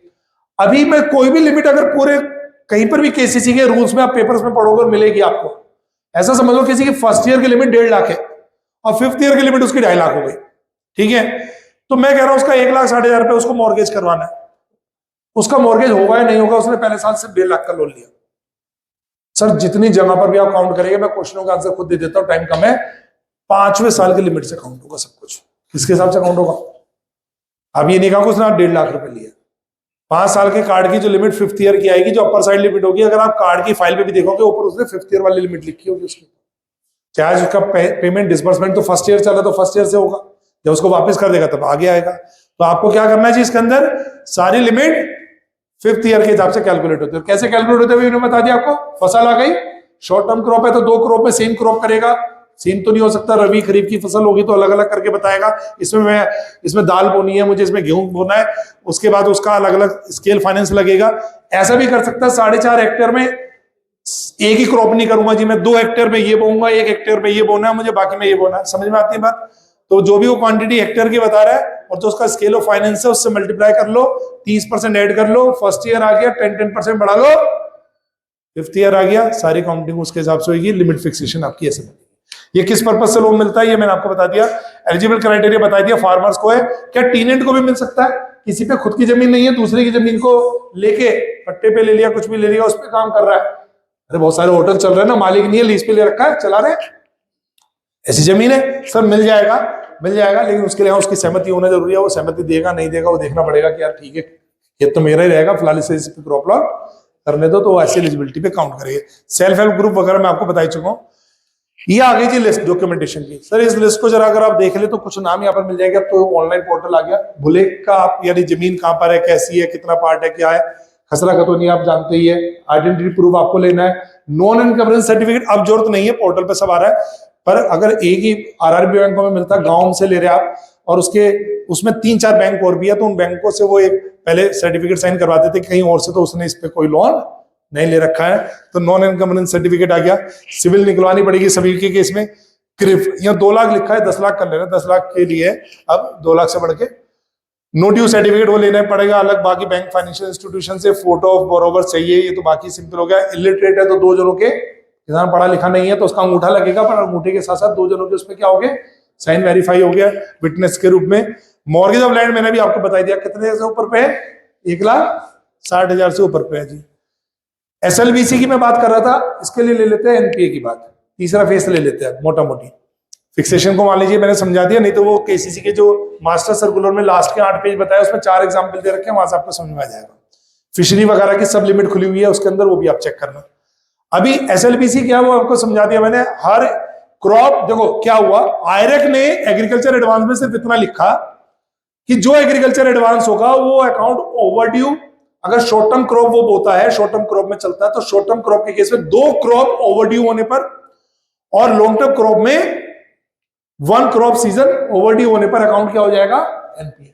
और वहां ये भी समझाया long term crop season, long term crop तब मानी जाएगी जब उसका जो सीजन पीरियड है वो 12 महीने से ज्यादा का हो, यानी शॉर्ट टर्म 12 मैक्सिमम है, पर 12 से कम भी हो सकता है, और लॉन्ग टर्म का कम से कम पीरियड 12 से ज्यादा होगा। पर कितना होगा सर ये बताया नहीं, इसके लिए रेफर करवा दिया एसएलबीसी को। हर स्टेट की एक स्टेट लेवल बैंकर कमेटी बनी हुई है, वो चेक करेगी कौन सी फसल के लिए कितना सीजन पीरियड लगेगा, क्या नहीं लगेगा, टाइम टू टाइम उसको रिवाइज करेंगे। तो सीजन पीरियड कहां से पकड़ना है, एसएलबीसी से। नॉर्म्स कहां से आ गए, 2 और 1 के आयरेक से। अब यहां पर क्या हुआ सर, इसके अंदर एसएलबीसी की मैंने आपको कहानी बता दी थोड़ी सी। ये एक एग्जाम्पल, ये तो वापस तुम्हारा सिक्योरिटी वाला आ गया। 1.5 लाख तक का लोन है, हाइपोथिकेशन ऑफ क्रॉप से ही काम हो जाएगा, सिक्योरिटी कोलेटरल नहीं लगेगी। भाई क्रॉप तो प्राइमरी सिक्योरिटी है ना, प्राइमरी और सेकेंडरी सिक्योरिटी समझ में आती है ना। क्रॉप के लिए लोन लिया तो क्रॉप ही क्या है, प्राइमरी सिक्योरिटी। फसल कटेगी पैसे देगा, क्रॉप तो हो ही गई बैंक की जब तक पैसे नहीं दे रहा, या बेचते ही पैसे देगा। लेकिन कोलेटरल सिक्योरिटी की बात हो रही है, तो 1,60,000 तक पे कोलेटरल सिक्योरिटी नहीं है, उसके ऊपर पे कोलेटरल सिक्योरिटी है विद इफेक्ट फ्रॉम जनवरी 1, 2025 से ये लिमिट में चेंज आया था। ठीक है, तो आपके इसको पहले 1,20,000 थी, फिर 1,60,000 हो गई है, तो ये यहाँ पर ये लिमिट दे रखी है। इसको अभी और ज्यादा डिस्कस नहीं करेंगे। इंटरेस्ट सबमिशन अभी मैं लूंगा, लेकिन मैं इससे पहले जो एनपीए वाला पार्ट करवा रहा था वो थोड़ा सा ले लेता हूं, ये वाला आ जाता है। जो मैंने गाइडेंस नोट आपको बताया था कितने पेज का, 25 पेज का, 406 से 431, उसका शायद 421 या 22 पेज नंबर होगा। उस पर एक एग्जाम्पल दे रखा आईसीआई ने, और इससे बड़ा ही विवाद है। उन्होंने एक तरफ समझा रखा है शॉर्ट टर्म, एक तरफ समझा रहा है लॉन्ग टर्म। जब आप आईसीआई के इस नॉर्म से चलेगा, और इसमें एक बात और ध्यान रखिएगा, क्रॉप सीजन कहां से काउंट होता है। मान लीजिए आप खरीफ की फसल कर रहे हैं, 1 अप्रैल से 30 सितंबर का पीरियड चलता है उसका, किसी ने 15 मई को लोन लिया, वहां से काउंट मत करना 36 महीने या जो भी मंथ आप काउंट करोगे सर, वो 1 अप्रैल से काउंट होगा वापस। ठीक है, अरे 10-15 दिन, मान लीजिए किसी ने मकान बनाना है, 10 लाख रुपए लगने, 2 लाख अभी जेब में पड़े अपने घर से लगा दिए, 8 लाख बाद में ले लिए। सीजन पीरियड काउंट करना है, उसकी डेट नहीं ढूंढनी कि 20 नवंबर, या फिर वो अगर या तो वो फर्स्ट 6 महीने में दिखेगा, नेक्स्ट 6 महीने में दिखेगा, क्रॉप के हिसाब से क्रॉप पीरियड पे जाना आपको। ठीक है जी, तो फाइनली एक तो वो काउंट करना है। पर जब आप इस एग्जाम्पल को जाओगे ना आईसीआई के, तो ये 21 महीने आपको कंसिडर करवाता है, जल्द से जल्द एनपी हो जाता है 21 महीने पर इस एग्जाम्पल से। जब इस एग्जाम्पल को कोई स्ट्रेट फॉरवर्ड यूज करता है, वो ऐसा होता है 6 महीने तो उन्होंने सीजन पीरियड क्रॉपिंग मान ली, 3 महीने उन्होंने उस पर बढ़ा दिया, किसका, पोस्ट हार्वेस्टिंग का, और हार्वेस्टिंग का पीरियड, और उसके बाद मार्केटिंग का पीरियड। 1 साल बाद ड्यू हो गया, फिर उन्होंने उस पर ले लिया आगे चल के 6 महीने। तो ऐसे चल के उन्होंने 6, 12, और आपका जो शुरू में आया इसके अंदर 12, और बाद में बढ़ा के मेरे ख्याल से 21 आएगा इसमें नीचे। 21 महीने कहीं लेकर आ रहा है, 21 से 33 महीने का एग्जाम्पल है इनका अलग अलग। मैं कहता हूं कि ये एग्जाम्पल देखो ही मत, जो इस एग्जाम्पल को देख के गया वो बैंक से भिड़ता रहेगा, और बैंक बाद में आपको एसएलबीसी दिखा देगा। ये आईसीआई की तरफ से गाइडेंस में है, ऐसा मान के चल रहा है, अगर ऐसा ऐसा हुआ तो ऐसा, पर वहां पर लिखा हुआ है, आईरेक्स में लिखा हुआ है, आईसीआई कुछ नहीं है। आईरेक में क्या लिखा हुआ है, कहां से जाना आपको, आईसीआई ने दिया इलस्ट्रेशन में, मना नहीं कर रहा, मैं अपनी अंडरस्टैंडिंग बता रहा हूं। मैं डिस्क्लेमर पहले दे, तो भैया मेरी राय मेरी है, बाकी कुछ भी हो सकता है। आपको एसएलबीसी से जाना, और एसएलबीसी में जब आप जाओगे तो उन्होंने 12 महीने का सीजन बना दिया शॉर्ट टर्म पे भी। ठीक है, और 12 प्लस शुरू के 12 होकर 36 बैठेगा, लॉन्ग टर्म में 18 महीने बना रखा उन्होंने। तो 18 तक तो पहले आके ड्यू होगा, और फिर 18 का एक सीजन और जुड़ जाएगा। 18 महीने का तो 36 महीने। मैं जिसकी बात कर रहा हूँ बीओबी की, यूपी की बात जरूर बता रहा हूँ, कहीं हो सकता है 2-4 महीने का आगे पीछे। 36 महीने नॉन मोरलेस मेरे हिसाब से, मेरी अंडरस्टैंडिंग के अकाउंट से एनपीए नहीं होगा 36 महीने से पहले। फिर भी आप फाइट करना चाह रहे हो, गाइडेंस नोट पे जाना चाह रहे हो, वो हो पा रहा है तो बहुत अच्छी बात है। 36 से ऊपर पे वो जो भी कह रहा है ज्यादातर वो गलत कह रहा है, आपका अकाउंट एनपीए में मार्क करेगा। तो आप इसे काउंट कर सकते हैं पीरियड को। ये एग्जाम्पल उस तरीके का इन्होंने दिया हुआ है, इसको आप चेक कर लेना।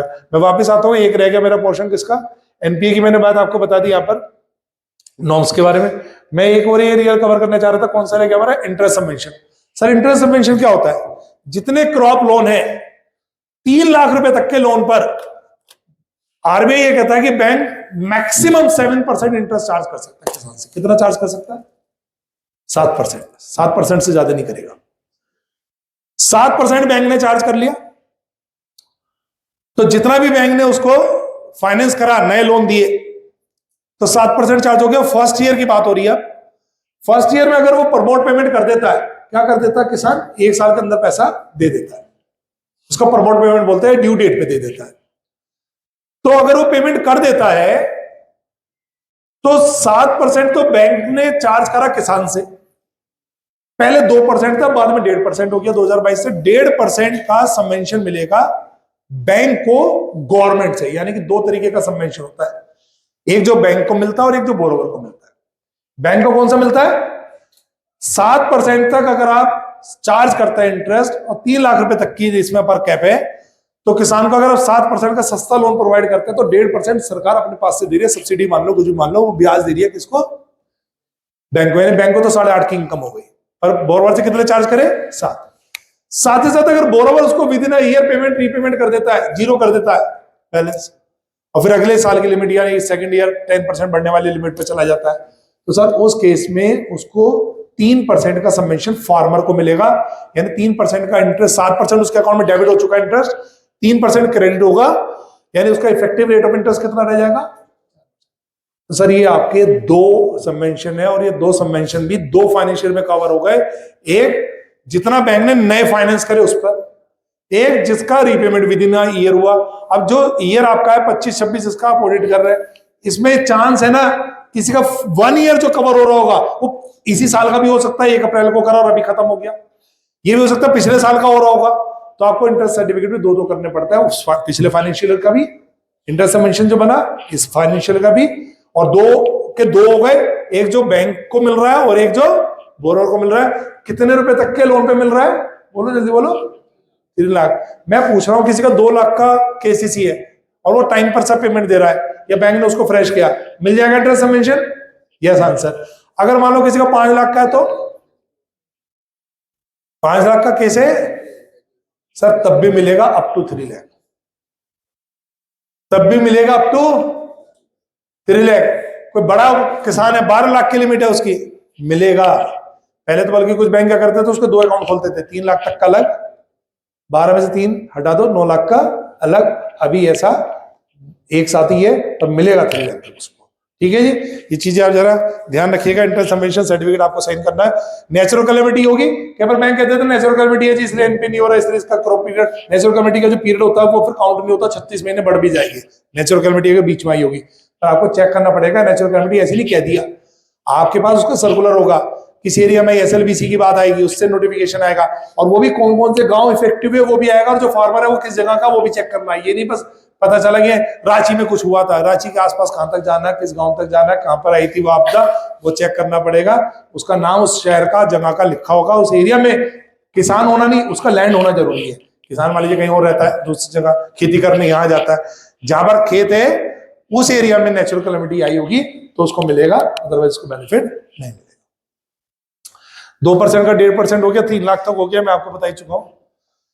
इंटरेस्ट सबवेंशन 3% बता दिया। सेवरल नेचुरल कैलेमिटीज के बारे में भी हो गई, ये लगभग बात मेरी की पॉइंट। अच्छा एक मैं बता रहा था, जो मैंने आपको 25 पेज दिए ना सर, उसके अंदर बड़ी अच्छी चेकलिस्ट है, और वो चेकलिस्ट मैं तो बड़े काम की लेता हूँ। की point while auditing the agriculture advance, agriculture advance जब देखने जा रहे हो कौन कौन से खास पॉइंट करो, मैं तो इस चेकलिस्ट को पढ़ के, ठीक है, आप क्या करो, इसको बैंक को जो एडवांस में भेजना ना, आपको कुछ पेपर मांग रहे हैं वहां भेज दो भैया, ये भी देना है, और कुछ उससे नए फ्रेश लिस्ट तो मांगोगे, केसीसी की फाइल कैसे चेक करोगे, कुछ बड़े छोटे अमाउंट वाइज कर लो, रैंडम टिक मार दो, आपका हाथ बहुत बढ़िया सही अकाउंट पकड़ में आएगा।